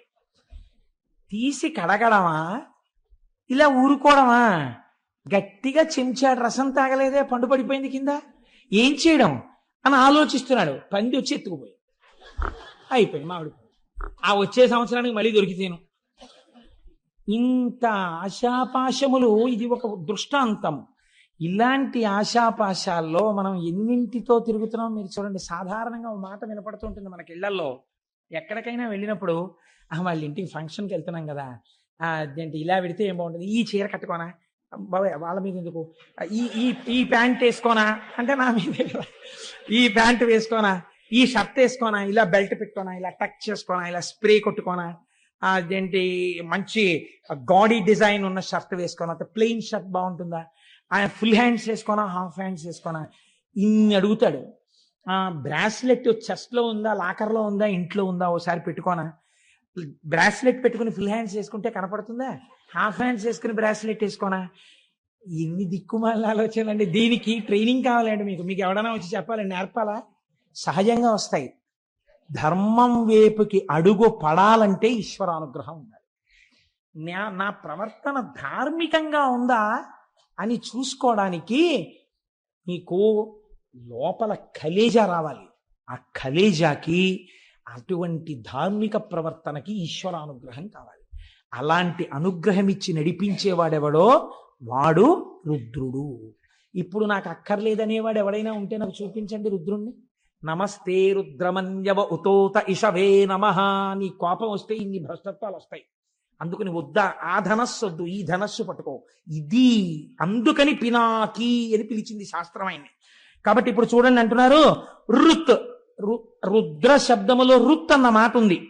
ఈ రుత్ తాం భక్తేభ్యో ద్రావయతి. రుత్ అంటే ప్రతిబంధకము, అడ్డము. ఒక అడ్డం ఉంది. ఈ అడ్డం ఉండడం వల్ల వాడు ఈశ్వరుణ్ణి చేరలేకపోతున్నాడు. చేరలేక మనస్సు నిలబట్టలేదు, ఈశ్వరాభిముఖం కావట్లేదు. ఈశ్వరుణ్ణి గట్టిగా పట్టుకున్నాడు. రోషీరోయదు కామినీ జనుల తారుణ్యోరు సౌఖ్యంబులన్ బాసీబాయద పుత్రమిత్రధన సంపద్భ్రంతి వంచాలతల్ కోశీకోయదు నమనంబకట నీకున్ ప్రీతిగా సత్క్రియలు చేసి చేయదు దీని తుళ్ళన చవే శ్రీకాళహస్తీశ్వర అన్నాడు దుర్జటి. ఉన్నదున్నట్టు చెప్పుకున్నాడు. కాబట్టే మహాపురుషుడయ్యాడు. కాబట్టి చూడండి, ఎవరు భగవంతుణ్ణి నిజంగా కోరుకుని ఈశ్వరా నేను ఈ కోరికల వల్ల, ఈ కారణాల వల్ల నిన్ను పొందలేకపోతున్నాను, వీటి మీద నా మనస్సు మరల్చు అని వెళ్ళి నిజాయితీతో చెప్పుకున్నాడో ఈశ్వరుడికి, ఆ నిజాయితీకి పొంగిపోయి తీసేస్తాడంతే ఆ ప్రతిబంధకాన్ని. అమ్మా నాకు చదవాలనే ఉందమ్మా, కానీ రాత్రి 10 అయ్యేటప్పటికీ నాకు నిద్ర వచ్చేస్తోందమ్మా, కాసేపు అమ్మా నువ్వు కూడా నా పక్కన కూర్చుని నాకు 10 అయ్యేటప్పటికి నిద్ర వచ్చేసేయకుండా నాకు ఇలా కళ్ళు పడిపోతుంటే ఒక్కసారి నన్ను కొట్టి నాకు ఒక్క 20 నిమిషాలు ఏమైనా మంచి మాటలు చెప్పావా, నేను మళ్ళీ 11 వరకు 11:30 వరకు చదువుకోగలను. అమ్మ నాతో పాటు కూర్చోవా అంది పిల్ల. కూర్చోవలసిన అవసరం తల్లికి ఏమిటి? 9ంటికి హాయిగా పడుకోగలదు తల్లి. అలాగే నాన్న కూర్చుంటానండి. ఎవరి కోసం కూర్చుంది? 10 వరకు పనున్నా లేకపోయినా రేపు చెయ్యబోయే కూరకి ఇవ్వాలే కూర తరుక్కుని ఏదో పని చేసుకుంటూ కూర్చుంది. 10 అయింది. పిల్ల చదువుకుంటున్న గదిలోకి వచ్చింది. ఇలా కునిక్కుపాట్లు పడుతోంది. లేపి ఓ గుక్కెడు టీయో కాఫీయో పాలో ఇచ్చి, కాసేపు నాన్న మీ నాన్నగారు ఎంత సంతోషపడిపోతారో, నీకో మంచి ర్యాంక్ వస్తే నాన్నగారు ఏమన్నారో తెలుసా? తల్లిగాడు తెల్లగా ఉంటాడు, వాడికి నేను 2 జతల గాజులు చేయిస్తాను, నా తల్లి 2 జతల గాజులు వేయించుకుంటే దాని రంగు మీద గాజులు అందమే కనపడదు, నా తల్లి బంగారం కన్నా గొప్పది అని మీ నాన్నగారు మురిసిపోతారు. మీ నాన్నగారు నీ చేతులకి 2 జతల గాజులు తెచ్చినప్పుడు ఎంత పొంగిపోవాలి. మరి నువ్వు కష్టపడి చదవద్దు? చదవాలి కదా నాన్న. నువ్వు 11:30 వరకు చదవ. అమ్మా ఇంకా నువ్వు 20 నిమిషాలు కూడా అక్కర్లేదు, ఇంకో 15 నిమిషాలు వేస్ట్, నువ్వు పడుకో, నేను చదువుకుంటానని చదివేసుకుంది. అమ్మ ఏం చేసింది? ఏది లక్ష్యమును చేరడానికి ప్రతిబంధకమో దాన్ని తీసేసింది. మీకు ఈశ్వరుణ్ణి చేరడానికి ఏది ప్రతిబంధకమో, నమస్తే రుద్రమన్యవ ఉతోత ఇషవే నమః అని అభిషేకం చేస్తే, పారాయణ చేస్తే రుద్రాన్ని, శివాష్టోత్తరం చదివితే ఆయన ఆ ప్రతిబంధకాన్ని తీసేస్తారు. ఇది రుద్రః, ఇది రక్షణ కలిగినటువంటి. అందుకని నమస్తే రుద్రమన్యవ అంటూ వెళ్ళి ఆ చేతిలో ధనస్సును రుద్రశబ్దంతో కలపడం వెనకాల కారణం అది. ఇప్పుడు రోదయతి శత్రువున్ రుద్రః, ఇప్పటి వరకు మిమ్మల్ని ఏడిపించిన వారు లేదా లోకమునకు శత్రువులైన వాళ్ళు, అంటే ఈశ్వరుడు ప్రతిపాదించినటువంటి ధర్మమునకు విరుద్ధమైన మార్గములో ప్రవర్తించడమునందు మమేకమైన వారు, అటువంటి వారిని ఏడిపించేవాడు. అంటే మాకు ఒంట్లో బలం ఉంది కదా అని తిరిగారు రాక్షసులు, అంటే ఈశ్వర మార్గమును విస్మరించిన వారు, వాళ్ళని మట్టు పెట్టగలిగిన వాడు, వాళ్ళని ఏడిపించగలిగిన వాడు. రుదం రోదనం ద్రావయతీతివా రుద్రః. నీకు అపారమైనటువంటి దుఃఖం ఉంది ఒక కారణం చేత, అది ఏదైనా కారణం కావచ్చు. ఇప్పుడు మీరు ఒక్కటి మాత్రం వేదాంతంలో జ్ఞాపకం పెట్టుకోండి, చేసిన పాపమునకు ఏడవవలసినదే ఎవడైనా. అది ఆ ఏడుపు ఎలా ఉంటుంది అంటే, మీకు బాగా ఏ వస్తువు ప్రీతిపాత్రమైతే ఆ వస్తువు జోలికి విడితే బాగా ఏడవగలరు. అంటే పెద్ద పాపం ఉందనుకోండి, చాలా కాలం ఏడిపించాలంటే వస్తువు జోలికి వెళ్ళాలి కదండి. ఈశ్వరానుగ్రహం బాగా ఉందనుకోండి, శాశ్వతంగా దూరం చేయకుండా మీ కళ్ళ ముందే ఉంచి మీకు లేనిది చెయ్యొచ్చు ఒక్కొక్కసారి. ఇలా కూడా జరుగుతుంటుంది లోకంలో. చిత్రం ఎలా చెప్పండి? తన కొడుకే ఫోన్ చేశాడు. ఏం నాన్న బాగున్నావా అన్నాడు. నాన్నగారండి ఏం చేస్తున్నారండి అన్నాడు కొడుకో. ఏం చేస్తున్నానా? భోజనం చేస్తున్నాను రా అన్నాడు. నాన్నగారండి ఏం వండింది అమ్మ ఇవాళ అన్నాడు. అమ్మ వంకాయ అల్లం కారం పెట్టి వండింది రా, ఎంత బాగుందో అన్నాడు. నాన్నగారండి మాకు ఇక్కడ పెడతారండి హాస్టల్లో గడ్డి, మీరు అక్కడ చెప్తుంటే నా నోరు ఊరిపోతుంది నాన్నగారండి అన్నాడు. ఇక్కడ కొడుకు తండ్రి యొక్క కన్నుల వెంట నీళ్లు కారి ఇంకా వెయ్యకే ఆ కూర అన్నాడు. ఎందుకన్నాడు? కొడుకు తనతో కలిసి ఆ కూర తినలేకపోయింది అన్నారు. శంకరుడు ధనస్సు పట్టుకుంటే ఇంత స్తోత్రమా, వేదంలో ఇన్ని మంత్రాలు రావడమా, ఎందుకు రావాలి అని అడిగారు. అడిగితే కారణం చెప్పారు. పినాకః త్రిపుర దహన కాలే శరజ్వాలా జాలైర్నాకం పిహితవాన్ పినాకః తదా మీరు ధనుస్త్వాత్ అన్నారు. లోకమునందు ఎక్కడా లేని రీతిలో బంగారు పర్వతమైనటువంటి మేరు పర్వతాన్ని తన చేతిలో ధనస్సుగా పట్టుకుని నిలబడిన నాడు, అటువంటి ధనస్సు యొక్క కాంతుల చేత సమస్త లోకములు కప్పబడిపోయి రాత్రనక పగలనక బంగారు కాంతి యందు అన్ని లోకములు ఎప్పుడు ప్రకాశించాయో, అలా ధనస్సు చేతిలో ఎవడు పట్టుకున్నాడో వాడి చేతి ధనస్సే చిత్రం. అలా ఎవ్వరూ పట్టుకోలేరు. అలాంటి ధనస్సు పట్టుకున్నాడు కాబట్టి నిన్ను పినాకి అని నీ చేతి ధనస్సుని స్తోత్రం చేస్తున్నావు అన్నారు. మా గురువు గారు పినాకి అన్న మాటని ఎంత అనుభవించారో తెలియదు కానీ వారి కొడుక్కి పినాకపాణి అని పేరు పెట్టుకున్నారు. కాబట్టి ఇన్ని విషయాల్ని సమన్వయం చేస్తూ మనకి పెద్దలు అన్నారు, ఆయన చేతిలో ఉన్న ధనస్సుని ఇన్ని రకములుగా ఉద్ధరించగలదు. కాబట్టి ఆ ధనస్సుని చూడడం, ఆ ధనస్సు గురించి చెప్పిన రుద్రాన్ని పారాయణ చెయ్యడం, ఆ రుద్రంతో అభిషేకం జరుగుతుంటే చక్క ప్రశాంతంగా కూర్చుని వినడం, అది ఇది కాదు. నీకు చేతనైతే చక్కగా నువ్వే కూర్చుని చదువుకుని మురిసిపోవడం నేర్చుకో. అందులో నిజంగానండి అనువాకాలు పెడతాయి. ఒకానొకప్పుడైతే మేము ఒక సంకల్పం చేశాం, అసలు ఆ రుద్రానికి ప్రతి అనువాకానికి వ్యాఖ్యానం చేద్దాం, ప్రతి అనువాకం మీద ఉపన్యాసం చెప్దాం అని చెప్పి అనుకున్నాను. కానీ అది శివమహాపురాణంగా వచ్చింది. ఏమో ఈశ్వరుడు ఎప్పటికైనా కోరిక తీరిస్తే నేను ధన్యుణ్ణవుతాను. అందుచేత అటువంటి ధనస్సు చేత పట్టుకున్నటువంటి వాడు శంకరుడు. ఇప్పుడు ఇవాళ మనం కేవలం ఈ విషయాన్ని స్పృశించి ఈ విషయాన్ని మనం మాట్లాడుకుంటూ ఉండగా మీరు వినడము చేత ఎన్ని కోట్ల జన్మలలో అనుభవించవలసిన పాపరాశి దగ్ధమైపోయి ఉంటుందో మీకు తెలియదు, తెలియనక్కర్లేదు కూడా. కానీ ఆ ఫలితం అలా వచ్చేస్తుంది అంతే. ఎందుకని అంటే మీరు అటువంటి దర్శనం, అటువంటి మాటలు విన్నారు. వినడం చేత దాని ఫలితం అలా వచ్చి తీరుతుంది.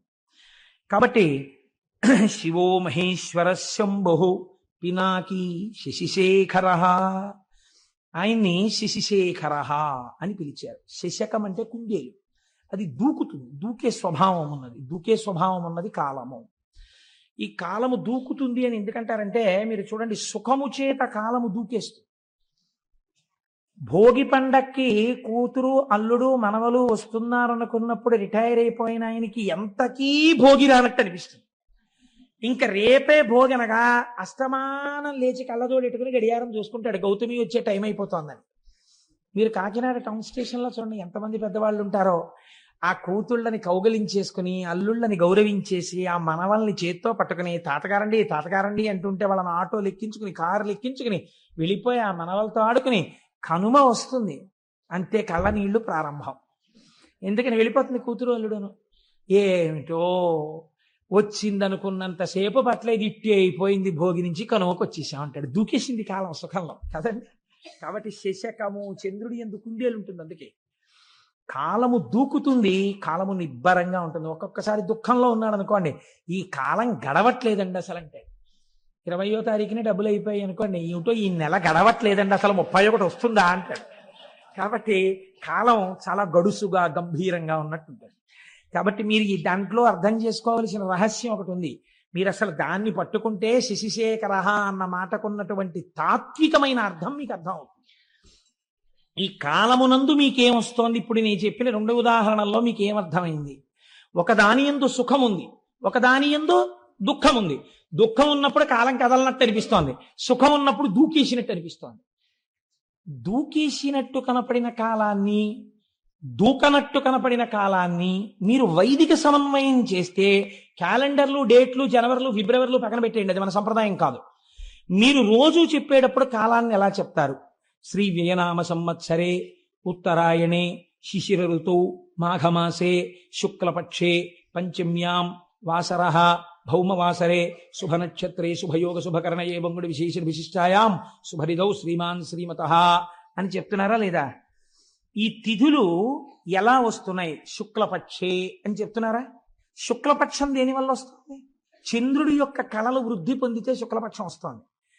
చంద్రుడి యొక్క కళలు జారిపోతే కృష్ణపక్షం వస్తోంది. ఒక శుక్లపక్షం ఓ కృష్ణపక్షం వస్తే ఓ నెల వస్తోంది.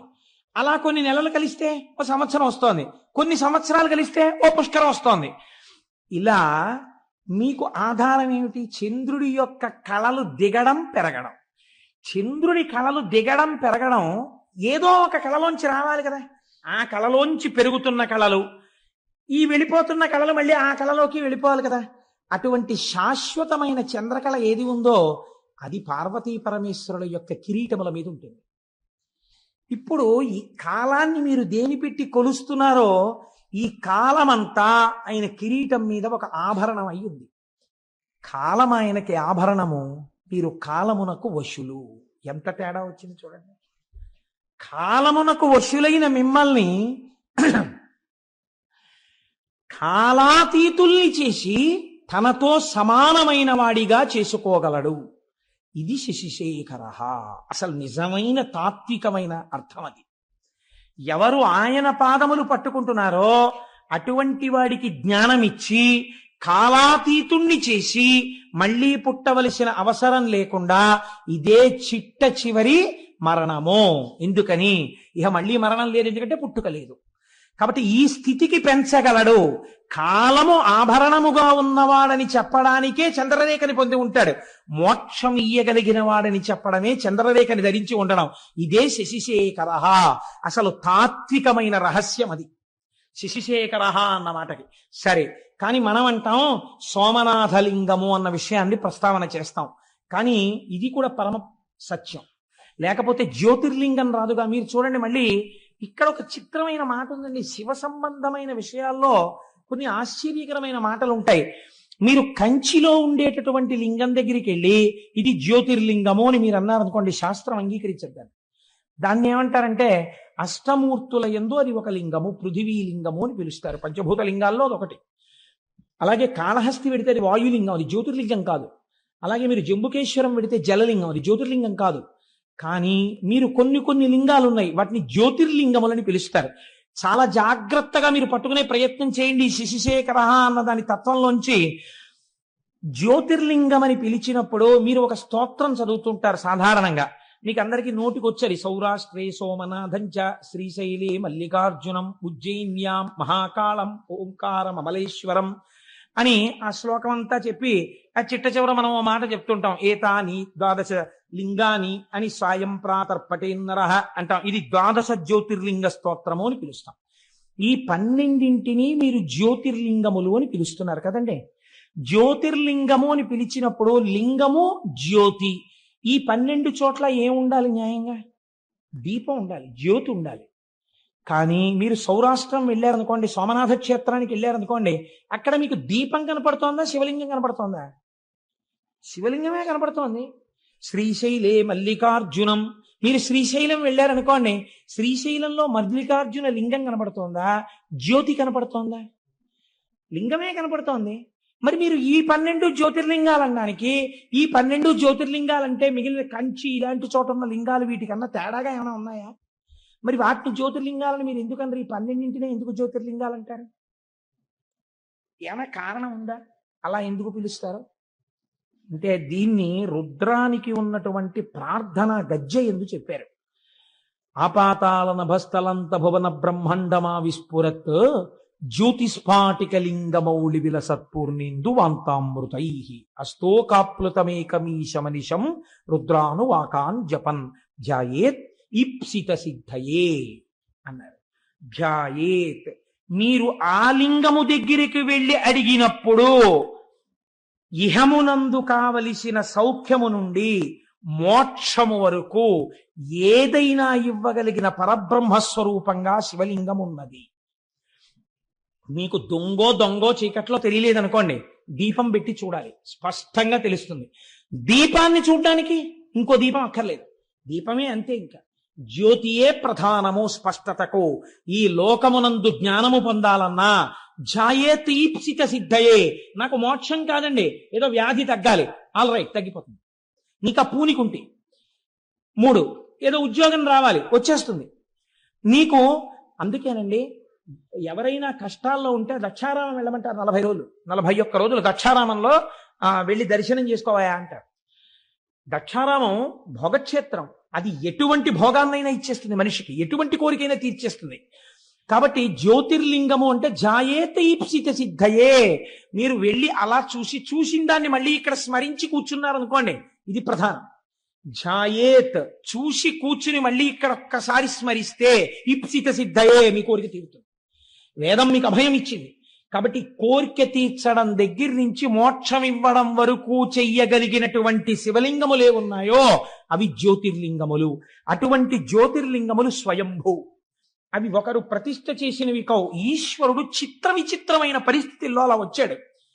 అలా ఎందుకు వచ్చాడు అన్నదాన్ని మనం 2గా చెప్తాం శాస్త్రంలో. ఎలా చెప్తామంటే, ఒకటి స్థల పురాణము అంటాం.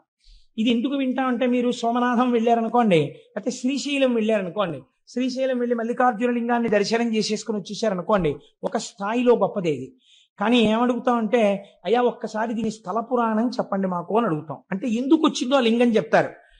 గుడిలోకి వెళ్ళిన తరువాత దర్శనం చేసుకున్నప్పుడు వినేటటువంటి స్థల పురాణమే మీరు జ్యోతిర్లింగముల యొక్క ఆవిర్భావ చరిత్రగా పురాణాంతర్గతముగా వింటే ద్విగుణీకృతమైనటువంటి ఫలితాన్ని, దర్శనం చేసి ధ్యానం చేసిన ఫలితం ఎంతదో అంత ఫలితాన్ని ఇస్తుంది. ఇప్పుడు 12 జ్యోతిర్లింగాల్ని శివమహాపురాణాంతర్గతంగా మీరు విన్నారనుకోండి, అందుకు తీసుకొస్తారు. ఇప్పుడు మీకు ఏ ఫలితం వేస్తారంటే, మీరు ఈ దేశములో ఉన్న 12 జ్యోతిర్లింగాల్ని సశాస్త్రీయంగా ఎలా దర్శనం చెయ్యాలో అలా దర్శనం చేసేసినటువంటి ఫలితాన్ని మీ ఖాతాలో వేసేస్తారు. కనుక పురాణంలోకి వీటిని తీసుకొస్తారు. కాబట్టి ఇప్పుడు శశిశేఖర సోమనాథ జ్యోతిర్లింగమో వదిలిపెట్టేయచ్చా? వదిలిపెట్టకూడదు, స్మరించాలి. ఎందుకు వచ్చిందో చెప్పుకోవాలి ఒకసారి. చెప్పుకుంటే ఏమవుతుంది? మీరు ఇక్కడ స్మరిస్తున్నారు దాని కథని. అది స్మరించడం చేత స్వయంభూ అయినటువంటి పరమాత్మ ప్రసన్నుడై మీరు అది వింటున్నప్పుడు మీకు తెలియకుండానే మీరు ఆ సోమనాథ క్షేత్రం ఇలా ఉంటుంది అని మనస్సు అక్కడికి వెళ్ళిపోతుంది. అది వింటారు. ధ్యాయేత్, ధ్యానం చేసింది. మామూలుగా అయితే ఒక క్షణం చేస్తుంది, ఇప్పుడు ఒక అరగంట చేస్తుంది. అపారమైనటువంటి ఫలితాన్ని ఇచ్చేస్తుంది. అలా 12 జ్యోతిర్లింగాలు విన్నారనుకోండి, ఏమవుతుంది? అందుకని పురాణ శ్రవణం చెయ్యి అంటారు. ఇప్పుడు విన్నవాడికి ఏమవుతుంది? 12 జ్యోతిర్లింగాల దర్శనం చేసవచ్చే ఫలితం ఏదో అది వాడి ఖాతాలో వేసేస్తారు. అందుకే పూర్వం అందరూ వెళ్ళలేరని ప్రత్యేకంగా మన వాళ్ళు వెర్రివాళ్ళై పురాణం చెప్పించలేదండి. ఒక ఆయన్ని పట్టుకు తెచ్చుకుని, అయ్యా మాకు పురాణం చెప్పండి అంటే ఆయన ఓ పుస్తకం పెట్టుకుని చక్కగా చదువుతుంటే ఆయన చెప్తుంటే భక్తి శ్రద్ధలతో అలా వినేవారు. ఇది ఇలా ఉంటుందా అండి, దీనికి హేతు ఉంటుందా అండి అని అడిగేవారు కాదు. శ్రద్ధ అలా ఉంటుంది, ఈశ్వరుడు స్వతంత్రుడు, అలా చెయ్యగలడు, వాళ్ళకి ఆ విశ్వాసంతో వినేవారు. అందుకే 80 ఏళ్ళు రానివ్వండి, చక్కగా మోకాళ్ళు నొప్పి లేదు, బీపీ లేదు, షుగర్ లేదు, కళ్ళజోడు లేదు, ఇనప రాయల్లే ఉండేవారు. ఇంత పప్పు అన్నం, ఇంత చారుడు నెయ్యి, ఇంత ఆవకాయ కలుపుకొని శుభ్రంగా తినేసి ట్రేయించి వెళ్ళిపోయేవారు. ఎందుకుండేదంటే వాళ్ళకి భగవంతుని మీద విశ్వాసం లోపల జఠరాగ్నిగా ఉండేది. మనకు అన్నీ వేరువిరుపులే. అలా ఉంటుందా అండి? నీకు ఆకలి ఉండదు, అనుమానం సంశయాత్మ వినశ్యతి. కాబట్టి చూడండి, శశిశేఖర అన్న నామాన్ని వ్యాఖ్యానం చేస్తూ అంటారు, దక్ష ప్రజాపతికి 27 మంది కుమార్తెలు. ఆ 27 మంది కుమార్తెలే 27 నక్షత్రాలు, అశ్విని, భరణి, కృత్తిక, రోహిణి. వీళ్ళు ఈ 27 నక్షత్రాల్ని తీసుకెళ్లి చంద్రుడికిచ్చి వివాహం చేశారు. ఒక ఆయనకే ఇచ్చేశారు, గొడవ లేదు, పండగ ఒక్కడే అల్లుడు వస్తాడు. అందుకని 27 ఆడపిల్లల్ని ఒక్కరికే ఇచ్చాడంటే పూర్వం దక్షిణ నాయకత్వము అని ఒకటి ఉండేది. మీరు నన్ను క్షమించండి, నేను పురాణాంతర్గతంగా ఇలాంటి మాట అనకూడదని అండం ఎందుకు అంటున్నాను, ఒక దక్షిణ నాయకత్వాన్ని సమర్థించడానికి. అనుకోండి, విజయనగర సామ్రాజ్యాన్ని పరిపాలించినటువంటి రామరాయల వారు అప్పుడప్పుడు ఏదైనా ఊరిడితే ఆ ఊళ్ళో తరణిపోలిన పిల్లలు కనపడుతుండేవారట. దక్షిణ నాయకత్వం అంటే అలా ఉండేది. అంతమంది భార్యలతో ఉండేవారు. దశరథ మహారాజు గారికి 365 మంది భార్యలు ఉండేవారు. అలా పూర్వం ఆ దక్షిణ నాయకత్వం ఉండేది. అందుకని 27 ఆడపిల్లల్ని ఒక్క ఆయనకి ఇచ్చేసాడు ఆయన. ఈ 27 మంది భార్యలతో చంద్రుడు పాణిగ్రహణం చేసిన వాడు ఏం చెయ్యాలి? చక్కగా సంతోషంగా 27 మందితోటి కలిసిమెలిసి ఉండాలి. ఏదో ఒక ఆయన తాను రోజు పడక గదిలోకి వెళ్ళి చూసినట్టు, దానివల్ల గొడవలు వస్తున్నట్టు నువ్వు అలా ప్రవర్తించకని బుద్ధి చెప్పాడు వెంకటేశ్వర స్వామి వారికి. శ్రీదేవి వంకకు చిలిపిగా చూడకు, అలమేలు మంగకు అలకరానీయకు, ముద్దు సతులిద్దరిని ఇరువైపులా చేర్చి ఏ గొడవ లేకుండా హాయిగా నిదురపో శేషశైలావాస శ్రీ వెంకటేశ. ఆయన ఎలా పడుకోవాలో, భార్యలతో ఎలా సర్దుకోవాలో ఈయన పాఠం చెప్పి అలా నిద్రపోమని చెప్పాడు. అదో విచిత్రం. అంటే భావన చేత స్వేచ్ఛ కలిగి తన్మయత్వంతో పాడుకున్నటువంటి వాడికి హద్దెక్కడుందండి? కాబట్టి ఆయన అలా దర్శనం చేయగలిగాడు. అంటే ఆయన ఎప్పుడో ఈయన అలా చూడడం, ఆవిడ కొంచెం కోపడ్డం అవి ఆయన చూశాడు అనమాట. అందుకని నువ్వు అలా అనవసరంగా గొడవలు తెచ్చుకోక, పొద్దున్నే ఒక అమ్మవారు చిన్నబుచ్చుకుంటే మాకు కష్టంగా ఉంటుంది, ఇద్దరిని సమానంగా చూస్తూ పడుకో అన్నాడు ఆయన. అది ఎంత బుద్ధి చెప్పాడో, ఎంత స్వాతంత్రం అండి. నాకు అలాంటి పాటలు వినపడినప్పుడు చాలా ఆనందంగా ఉంటుంటుంది. కాబట్టి సరే, ఇప్పుడు నేను దేని గురించి ప్రస్తావన చేయాలనుకుంటున్నానంటే 27 కన్యలతోటి భార్యలతోటి చంద్రుడు సంతోషంగా సమానంగా ఉండాలి. కానీ ఇక్కడ నేను ఒక్క మాట అంటే మీరు మరోలా అనుకోకండి. చంద్రుడి చరిత్ర ఎందొక దోషం ఉంది. ఏమా దోషము? మీకు దేవీ భాగవతంలో మొదటిగా అదే. ఇప్పుడు నేను దాన్ని ప్రస్తావన చేస్తే దానికి మళ్ళీ వివరణ చేయాలంటే మహాప్రభావం 3 రోజులు పడుతుంది. ఎందుకు వచ్చిన గొడవ? అందుకని. కానీ ఆయన కొంచెం తొందరపడిపోవడం, యుక్తాయుక్త విచక్షణ లేకుండా ఏ స్త్రీ పట్ల అలా ప్రవర్తించడం మహాపాతకమని శాస్త్రం చెప్పిందో అలాంటి వాళ్లతో రమించడం కూడా చంద్రుడి చరిత్రలో ఒకచో ఉన్నది. దాని విశేషార్థం పక్కన పెట్టండి, మామూలుగా చరిత్ర ఎందు ఉన్నది. కాబట్టి ఈ అలవాటుకి ఫలితం ఎక్కడో రావాలి, ఎదర రావడానికి కావలసినట్టుగా బుద్ధి కర్మానుసారిని నడిపించాలి. అందుకు నడిపిస్తోంది అసలు యథార్థం. ఇది శివుడు ఇస్తున్నటువంటి ఆ ధనస్సులోంచి వస్తున్నటువంటి పాప ఫలితం. మీరు అలా సమన్వయం చేసుకోండి, ఎంత అందంగా వస్తుందో అది. ఇప్పుడు ఆయన ఏం చేశాడు? మళ్ళీ ఆయనకి 27 మందిలో రోహిణొక్కత్తి బాగా నచ్చింది. కాబట్టి ఆ రోహిణితోనే కాలం గడిపేవాడు. ఇది సహజంగా మిగిలిన 26 మందికి కూడా చాలా బాధ కలిగింది. 27 స్వీకరించిన వాడు 27 సమానంగా ఉండాలి, కానీ ఒక్క రోహిణితోనే ఉంటున్నాడు. వాళ్ళు ఎంత బాధతో మాట్లాడారో తెలుసా అండి. తండ్రి గారి దగ్గరికి వెళ్ళి, నేను అన్ని పద్యాలు చెప్తూ కూర్చుంటే 42 రోజులు ఏంటి, ఆయన చెప్పినట్టు సంవత్సరం అయిపోతుంది ఏమిటో గొడవ అని బెంగెట్టుకుని 1-2 పద్యాలు మాత్రమే చెప్తున్నాను. అందరి నేల ఇట్లు జలజారికి నిచ్చితివి, ఒక్క రోహిణీ సుందరినిచ్చినన్ మిగుల సొంపుగా నుండెడిది, ఎక్కడేని మాకుందక భర్త చిక్కకయే గొడ్డైపోవునో పృథ్వీ. తండ్రి, ఈ వందురు ఎట్లు పాయుదుము, వల్లభ కొల్విటు చెందుమాకి కన్నని అడిగారు. ఎంత కష్టంతో కూడుకున్న మాట అడిగారో చూడండి. నాన్నగారండి, మీరు ఎందుకు ఈ తప్పు చేశారండి? మా 27 మందిలో ఒకవేళ రోహిణియే అందగత్తేమో, రోహిణిని ఒక్కదాన్ని చంద్రుడికిచ్చి అంత చందమామ లాంటి మొగుడు రావాలంటారు కదా, చందమామ లాంటి మొగుడిని పొందడానికి మేము అర్హులం కావేమో, అంత అందగత్తెలం కాదేమో, అందుకేనేమో రోహిణి మీద ఉన్న ప్రీతి మా మీద లేదు. అంత అందమైన కూతురుతో పాటు అందం లేని మమ్మల్ని కూడా ఎందుకు ఇచ్చారు నాన్నగారు? కన్యాదానంలో మీ బాధ్యత అయిపోతుందని ఇచ్చారా? మాకు తగిన భర్తలు, మేము ఎంత పనికి మాలిన వాళ్ళమైనా మాకు తగిన భర్తలు పృథివీలో ఉండరా? గొడ్డుపోయిందా నాన్నగారు లోకం? ఎవరిని తెచ్చి మాకు పెళ్లి చేస్తే మేము సంతోషించకపోదు అండి. భర్త యొక్క మనస్సు చూరగొనని మా జన్మ మాకెంత బాధగా ఉందో తెలుసా నాన్నగారు? ఎంత గొప్పగా మాట్లాడారండి వాళ్ళు, ఎంత అందమైన పద్యం పడిపోయిందో చూడండి.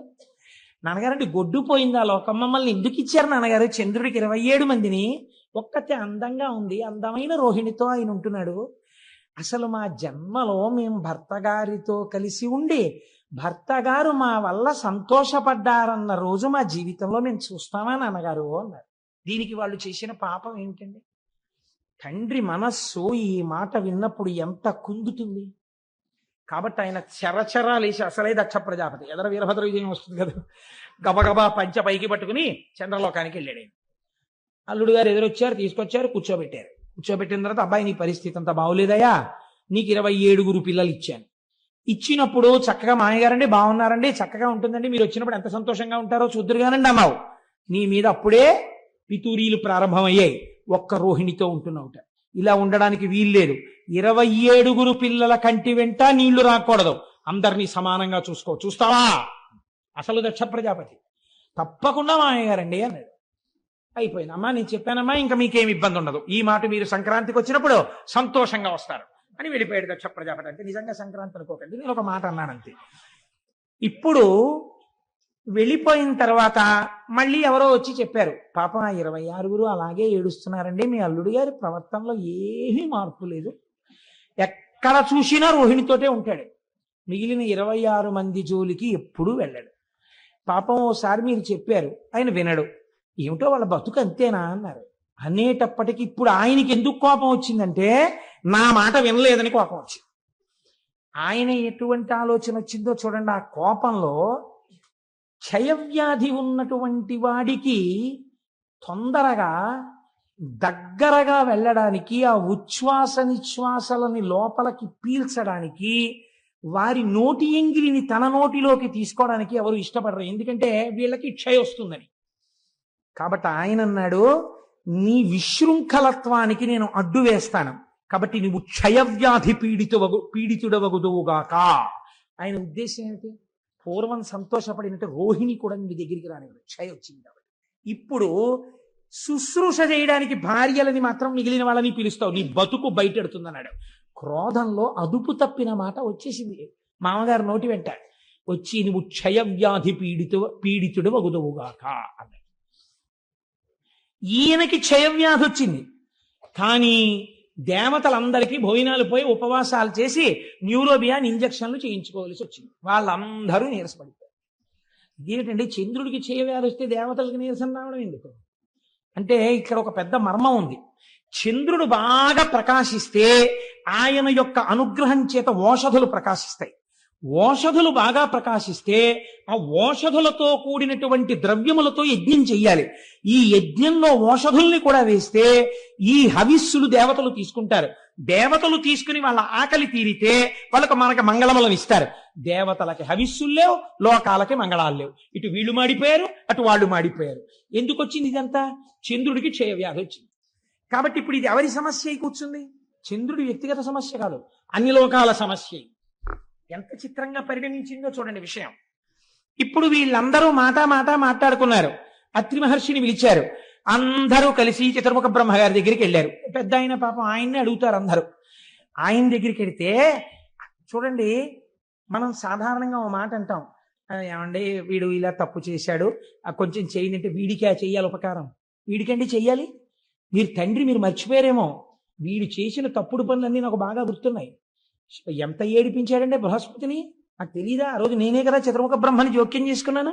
వీడికి అసలు ఇటువంటి ఇది రావాలి, బాగా వచ్చింది నాళ్ళకి, మామగారు బలి చేపించాడు. కానీ ఇగో వీళ్ళ కోసం ఓ మార్గం చెప్పక తప్పదు అని చెప్తాడు. చూసారా ఓ పెద్ద ఆయన, అలాగే చెప్పాడు బ్రహ్మగారు. ఆ పద్యం వినండి ఎంత గొప్పగా పడిందో. పరకాయ ప్రవేశం చేసి అత్యంత సహజమైన రచన చెయ్యడం అంటే అది. అయినను లోక సౌఖ్యమును నారసి చెప్పెదా. వీడు తుంటరవాడు, వీడికి చెప్పకూడదు అసలు, వీడి చేవ్యాధితో బాధపడిన గొడవేం లేదు. అయినను లోక సంక్షేమం కోసం చెప్తున్నా, ఇటు మీరు అటు వాళ్ళు బాధపడుతున్నారు కదా, అందుకు చెప్తానన్నాడు బ్రహ్మగారు. ఆ ప్రభాసమాన్యూనత రాఘహారియగు నొద్దిక వీడత చేరి శంకరున్ పూనిక కొల్చుచున్ తపసుభూని వసించిన కొన్ని నాళ్లకి గ్లానిని మాన్పగాగలదు కాలహరుండు దృఢంబు పొండికన్. నేను చెప్తున్నాను రా ఉపాయం. ఏహి లేదు, వీడు ప్రభాస క్షేత్రానికి వెళ్ళాలి. వెళ్ళి సముద్రపు ఒడ్డున ఉంది, అది అరేబియా మహాసముద్రం అని ఇప్పుడు మనం పిలుస్తున్నామే, ఆ సముద్రపు ఒడ్డుకు వెళ్ళి కూర్చుని ఆ ప్రభాస క్షేత్రంలో ఓ గుంట తవ్వి అందులో ఒక పార్థివలింగాన్ని పెట్టుకుని పంచాక్షరీ మహామంత్ర జపాన్ని మృత్యుంజయ మహామంత్రంతో కలిపి అనుష్ఠానం చేయాలి. ఎందుకని? క్షయం వచ్చేసింది కాబట్టి మృత్యుంజయ మంత్రంతో కలిపి అనుష్ఠానం చేయాలి. ఎంత శాపం ఉన్నా ఇటు బ్రాహ్మణ వాక్కుని కాపాడి అటు వీడు చచ్చిపోకుండానూ కాపాడాలంటే పరబ్రహ్మమునకు తప్ప వేరొకడికి సాధ్యం కాదు. కాబట్టి శంకరుడు మాత్రమే చెయ్యాలి పని. వీడిని పార్థివలింగాన్ని అర్చన చెయ్యమనండి అన్నారు. ఆ మాట చూడండి, ఉద్దిక వీడత చేరి. బ్రహ్మగారు మాట్లాడేటప్పుడు ఈయన్ని అండం, ఆ చికాకుంది చంద్రుడి మీద, ఆయనకి కోపం ఉంది, అందుకని వీడిని అక్కడికి వెళ్ళమనండి. ఎంత బాగా అన్నాడు చూడండి, ఒద్దిక వీడట. అక్కడైనా బుద్ధిగా కూర్చోవాలి, మళ్ళీ అక్కడికి వెళ్ళి కూర్చుని ఏదో పనులు మొదలెట్టకూడదు, మళ్ళీ ఏదో శాపాలు తెచ్చుకోకూడదు, మళ్ళీ నా దగ్గర రాకూడదు. ఉద్దిక అక్కడ కూర్చుని శివుడి గురించి ఆరాధన చేయమనండి, పోమనండి అక్కడికి. అలాగేనండి బాబాయ్ అన్నాడు ఇప్పుడు అని. ఇప్పుడు బయలుదేరి ప్రభాస క్షేత్రం చేశాడు. ఏం చేస్తాడు? చేసిన పాపం అనుభవించాలి, వచ్చింది శిక్ష. కాబట్టి ఇప్పుడు అక్కడ కూర్చుని పంచాక్షరీ మహామంత్రాన్ని మృత్యుంజయ మహామంత్రంతో అనుసంధానం చేశాడు. ఇది ప్రసన్నుడు అంటే ఎవడు వ్యాధినిచ్చాడో వాడే శివాశర వ్యాయాతవ తయానో రుద్రమృడయా రక్షించాలి. ఇప్పుడు వెళ్ళి కూర్చుని జపం మొదలెట్టాడు. కొన్ని కోట్ల జపం అయిపోయిన తరువాత చంద్రోద్భాసిత శేఖరే స్మరహరే గంగాధరే శంకరే సర్పైర్భూషిత కంఠకర్ణ వివరే నేత్రోద్ధవైశ్వానరే దంతిత్వకృత సుందరాంబరధరే త్రైలోక్య సారే హరే మోక్షార్థం కురు చిత్త వృత్తి మమలాం అంతైస్తు కింకర్మభిః అంటారు శంకరాచార్యుల వారు. అటువంటి స్వరూపంతో భగవానుడు శంకరుడు ప్రత్యక్షమయ్యాడు. స ఉమ పార్వతీ సహితుడై ప్రత్యక్షమయ్యాడు. క్షయవ్యాధితో శుష్కించిపోయి ఉన్నాడు చంద్రుడు.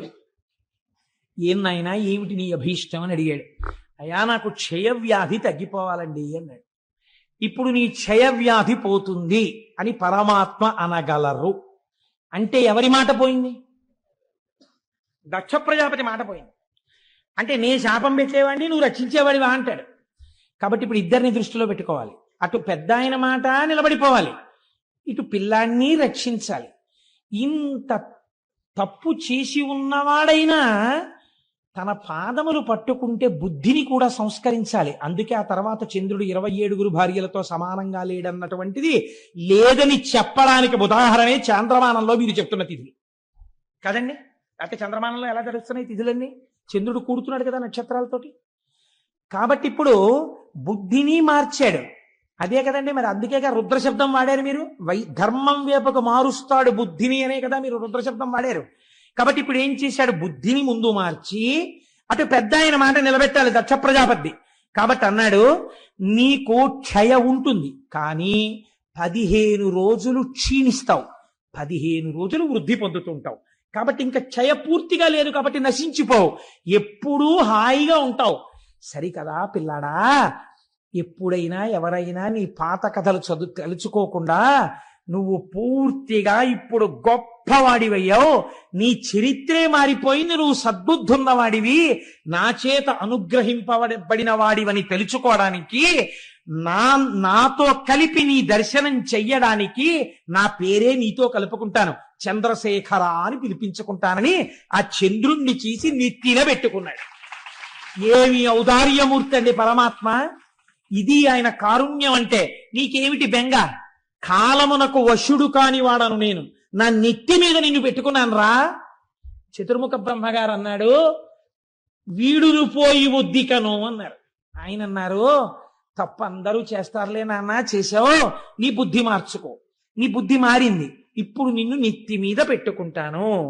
ఇప్పుడు మీకు ఇది విని ఏమైంది? శశిశేఖర, తప్పులు జరిగిన వాటికి వేళ్లు విరవకండి. ఇంత కారుణ్యమూర్తి అయిన శంకరుడి పాదాలు పట్టుకున్న వాడికి ఒక్కసారి పట్టుకుంటానని పూనికతో నిలబడితే మిమ్మల్ని కూడా నెత్తి మీద పెట్టుకోవడానికి ఆయన సిద్ధంగా ఉన్నాడు కదండి. అందుకని శశిశేఖర, అందుకని నెత్తి మీద చంద్రుణ్ణి పెట్టుకున్నవాడా అని ఈయన్ని పిలవలసి వచ్చింది. ఆయన క్షయవ్యాధి పోయింది, చాంద్రమానం వచ్చింది. ఇప్పుడు ఈ చంద్రుడు పార్వతీదేవికి గొప్ప భక్తుడయ్యాడు. అందుకే మనుశ్చంద్ర కుబేరశ్చాలోపాముద్రాచ మన్మద అగస్తీరగ్ని సూర్యశ్చ ఇంద్రస్కంధస్తథైవ చ అని క్రోధభట్టారకో దేవ్యా ద్వాదశామి ఉపాసకా 12 మంది అమ్మవారి మహాభక్తులలో ఈయన కూడా ఒకడయ్యాడు. అయితే ఇక్కడ ఒక చిత్రం జరిగింది. శంకరుణ్ణి చూసి అన్నారు, స్వామి చాలా బాగుందండి, మీరు నెత్తి మీద చంద్రుణ్ణి పెట్టుకున్నారు, శశిశేఖర అన్న నామం మీకు వచ్చింది, అంతవరకు మేము ఒప్పుకున్నాం. అదే సోమనాథలింగం. స ఉమనాథుడు ఒక అర్థం, అంటే పార్వతీదేవి పక్కన ఉన్నటువంటి కారుణ్యమూర్తి, సశక్తిపరుడు కాదు. సోముడు అంటే చంద్రుడు. సోముడు ప్రార్థన చేశాడు, నన్ను ఇంత అనుగ్రహించిన నీవు ఉత్తరోత్తర ఎవరొచ్చినా రక్షించడానికి ఇక్కడే వెలియవలసినది అన్నాడు. జ్యోతిర్లింగమయ్యాడు. అందుకే అది స్వయంభూలింగాలలో జ్యోతిర్లింగాలలో మొట్టమొదటి లింగం. మీకు తెలిసి వెళ్ళినా తెలియక వెళ్ళినా దీర్ఘకాలం పీడించేటటువంటి వ్యాధులు నయమవుతాయని, భవిష్యత్ జన్మలలో చేసిన పాపముల వలన భయంకరమైన వ్యాధులు, కుష్ఠవ్యాధి వంటి వ్యాధి రావలసినటువంటి పాపములు ఖాతాల్లో ఉండిపోయినా అవి భగ్నమైపోతాయని, సోమనాథలింగ దర్శనం చెయ్యాలని మనకి శాస్త్రం చెప్తోంది. మమ్మల్ని అనుగ్రహించి గోపాలకృష్ణ గారు తీసుకెళ్లబోతున్నారు సోమనాథలింగ దర్శనానికి ఏప్రిల్లో. కనుక ఒకరన్నారు, అయ్యా ఇక్కడ వరకు బాగుందండి, చాలా బాగుంది, సోమనాథలింగ దర్శనం చెయ్యవలసిందే. ఈ లింగం మీద కన్నుబడే ఈ దేవాలయాన్ని ఎన్ని మాటలు ధ్వంసం చేశారో కొందరు. ధ్వంసం చేస్తే మహానుభావుడు, ఉక్కు మనిషి అనిపించుకున్నటువంటి భారతదేశపు ఉప ప్రధాని చేసినటువంటి సర్దార్ వల్లభభాయ్ పటేల్ గారు, ఆయన ఆధ్వర్యంలో ఒక కమిటీ ఏర్పడి సోమనాథ దేవాలయాన్ని పునర్నిర్మాణం చేసి అత్యద్భుతమైన దేవాలయంగా రూపుదిద్దారు ఇప్పుడు. కాబట్టి ఈ చంద్రశేఖరుణ్ణి దర్శనం చేసిన మాట యథార్థం అయితే, అయ్యవారు ఇక్కడ చంద్రుణ్ణి పెట్టుకున్నాడు అనుకోండి, చాలా బాగుంది స్వామి, ఇక్కడ నువ్వు చంద్రుణ్ణి పెట్టుకున్నావు అనేసి మీరు వెళ్ళిపోగలరండి ఇంటికి. మా స్వామి పరమాచార్య స్వామి ఒక మాట చెప్పారు. ఆయన అన్నారు ఒక రోజున, ఆయన నాకు ప్రాణం అండి మహానుభావుడు, అలా వెళ్ళిపోతూ ఎక్కడో కూర్చునేవారు, ఏదో గుర్తొచ్చేది, ఆకాశంలో చంద్రుణ్ణి చూస్తే ఓ నవ్వు నవ్వేవారు. నవ్వు నవ్వి ఆయన అన్నారు, మౌళౌ గంగా శశాంకౌ కరచరణతలే శీతలాంగా భుజాంగా వామే భాగే దయార్ద్రా హిమగిరి దుహిత చందనం సర్వగాత్రే యుద్ధం శీతం ప్రభూతం కనక సభానాథ సోఢుం క్వశక్తి చిత్తే నిర్వేదతస్తే యది భవతి నతే నిత్యవాసో మదీయే అన్నారు. ఈశ్వర, నాకు కొంచెం ఆశ్చర్యంగా ఉంటుందండి. మొన్ననే కదా పుష్యమాసం వెళ్ళిపోయింది. ఆర్ద్రా నక్షత్రమేమో శంకరుడికి ప్రీతి, శ్రవణ నక్షత్రమేమో మా స్వామి వెంకటేశ్వర స్వామి వారికి ప్రీతి. శివకేశవులు రెండు ఎక్కడ ఉన్నాయండి? ఉన్న ఒక్క మూర్తేగా. ఒక్కసారి అలంకారం చేయించుకుని మనల్ని సంతోష పెడతారు, ఒకసారి అభిషేకం చేయించుకుని సంతోష పెడతాడు. కాబట్టి ఆయన అన్నారు, మౌళౌ గంగా శశాంకౌ. ఈశ్వర, నీ తలలో ఇప్పటికే గంగమ్మ ఉంది. ఆ గంగమ్మ ఉత్తినే కూర్చుంటుందా? ఎప్పుడు కదులుతుంది, ప్రవహిస్తుంది. నీరు అలా స్టాగ్నెట్ అయి ఉండిపోతే కుళ్ళుకంపు వస్తుందండి. అందుకని తిరుగుతుంటుంది ఆ జటాజూటంలో. అలా తిరుగుతుండడంలో ఏమవుతుంది, కిందకి ఇలా కారిపోతుంటుంది. ఆ నీళ్లతో నీ ఒళ్ళే ఏమవుతుంది, ఎప్పుడూ తడిసిపోతుంది. ఎప్పుడు శంకరుడి దగ్గరికి వెళ్ళి ఇలా ముట్టుకుందామన్నా పార్వతీదేవి చల్లగా తడిసిపోయి ఉంటాడు. అబ్బా తుడుచుకోండి అంటే మళ్ళీ తుడుచుకుంటాడు, మళ్ళీ తడిసిపోతుంటాడు. కాబట్టి ఈశ్వర, ఇప్పటికే గంగ ఉంది, అది చల్లగా ఉంటాయి నీళ్లు. చాలదన్నట్టు ఇప్పుడు ఏం చేసావు, చంద్రుడిని తెచ్చి నెత్తి మీద పెట్టుకున్నావు. కాబట్టి ఇప్పుడు నీ తలకాయ ఎంత చల్లగా ఉండాలి. ఎప్పుడు పెట్టుకున్నావో ఆ సోముణ్ణి, తలకాయ ఎంత చల్లతనంతో దిమ్మెక్కిపోయి ఉండాలి. నిజానికి ఎంత చల్లతనమో, ఎంత చల్లగా ఉందో, తల నిమ్మెక్కిపోయింది అంటుంటాం మనం. వానలో బాగా తడిసిపోయి ఇంటికి వచ్చారనుకోండి భర్త, భార్య గబగబా ఏం చేస్తుందంటే, ఇప్పుడు లేవనుకోండి కుంపట్లో బొగ్గులేసి గబగబా విసిరి ఒక్కసారి రండి మీకు పరిచయం పట్టేస్తుంది, కాస్త సాంబ్రాన్ని వేస్తానని చక్కగా ఆయన నిప్పుల్లోకి పడకుండా ఇలా కొంచెం తల వంచుతుంటే, ఏదో పెద్ద బడాయికి పోయి ఇలా ఏదో తెలియక వంచేసినట్టు తల వంచి ఆవిడ పట్టుకుంటే ఇలా సాంబ్రాన్ని వేస్తుంటే ఆయనకు అదో సంతోషం. ఇంత వానలో తడిచిన శ్రమ పోయేది ఆయనకి. కాబట్టి అలా తండ్రి, నీకు జటాజూటం అంతా గంగతో తడిసిపోయింది, చాలదా? చంద్రబింబాన్ని పెట్టుకున్నావు, తల నిమ్మెక్కిపోయిందనాలి నువ్వు పార్వతీదేవి దగ్గరికి వెళ్ళి. పోనీ ఆవిడితో ఈ మాట చెప్దామంటే ఇవి చాలవన్నట్టు ఇంకోటి తగిలాయి. పోనీ తలొక్కటేనండి నిమ్ముకుపోయినట్టుంటుందంటే, శీతలాంగా భుజాంగా. పావులు ఒంటికి కుండలీకృత కుండలేశ్వర కుండలం వృషవాహనం నరదాది మునీశ్వర స్తుత వైభవం భువనేశ్వరం.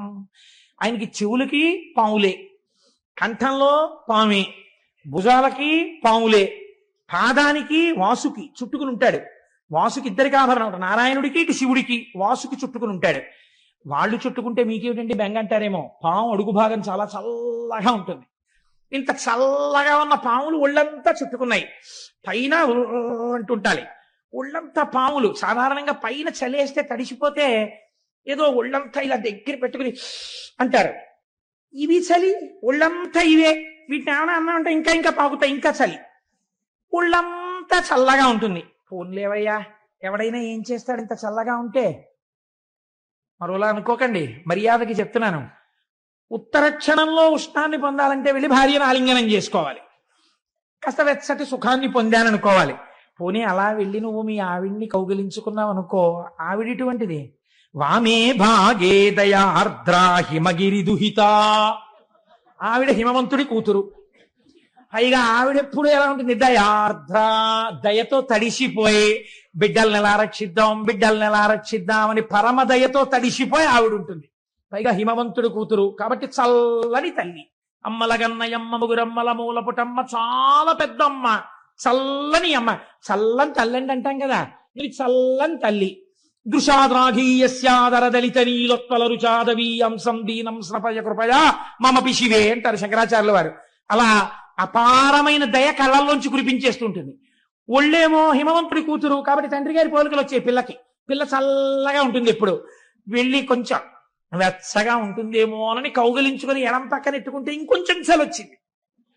పోన్లేవయ్యా, కుడివైపు ఏమైనా కొంచెం తగ్గుతుందేమో అనుకుంటే భక్తులందరూ వచ్చి చందనం సర్వగాత్రే, కాస్త చలిమంటేసిన వాడు ధూపం వేసిన వాడు తక్కువ, స్వామికి చందనం రాయాలండి బొట్టెట్టాలండి అని చందనం రాశారు.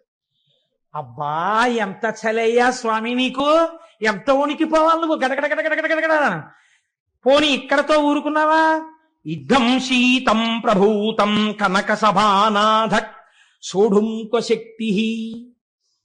అందరూ పుష్యమాసంలో హేమంత ఋతువులో బయటికి రావడానికి కూడా ఇష్టపడక చలేసేస్తోందని దుప్పట్లు కప్పుకుని ముసుగెట్టుకు పడుకుంటే నీ నెత్తి మీద ధారాపాత్ర పెట్టి చాలదన్నట్టు సన్నటి ధార ఇలా ఉనికిపోతూ, పోని చక్కగా ఏదో మా స్వామి శ్రీమన్నారాయణుళ్ళ చక్క నీకేమైనా సుప్రభాతం చెప్పి చామంతి పూల దండలేసి నీకు చక్క ధూపం వేసి పొద్దున్నే బాలభోగం అని ఏమైనా వేడిగా కట్టు పొంగల్ చక్ర పొంగల్ తీసుకొచ్చి పెడతారా? నీకు అభిషేకాలు మొదలెడతారు పొద్దున్నే. పాపం నీకు పూజ ఎప్పుడు, నీకు అలంకారం ఇప్పుడు 11 అయ్యాక. తెల్లారకట వీళ్ళందరికీ మాత్రం స్వెట్టర్లు వేసుకుంటారు, మంకీ క్యాప్లు పెట్టుకుంటారు, గుళ్ళోకి వస్తారు. వీళ్ళు మాత్రం తలకో చెంబు నీళ్లు పట్టుకొచ్చి నీ మీద పోసేస్తుంటారు.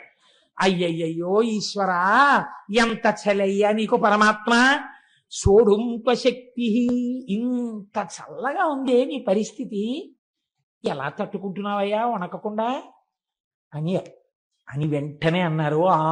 నాకు అర్థమైంది ఎందుకు నీకు శక్తి వచ్చిందో తెలుసా. చిత్తే నిర్వేదతస్తే యది భవతి నతే నిత్యవాసో మదీయే.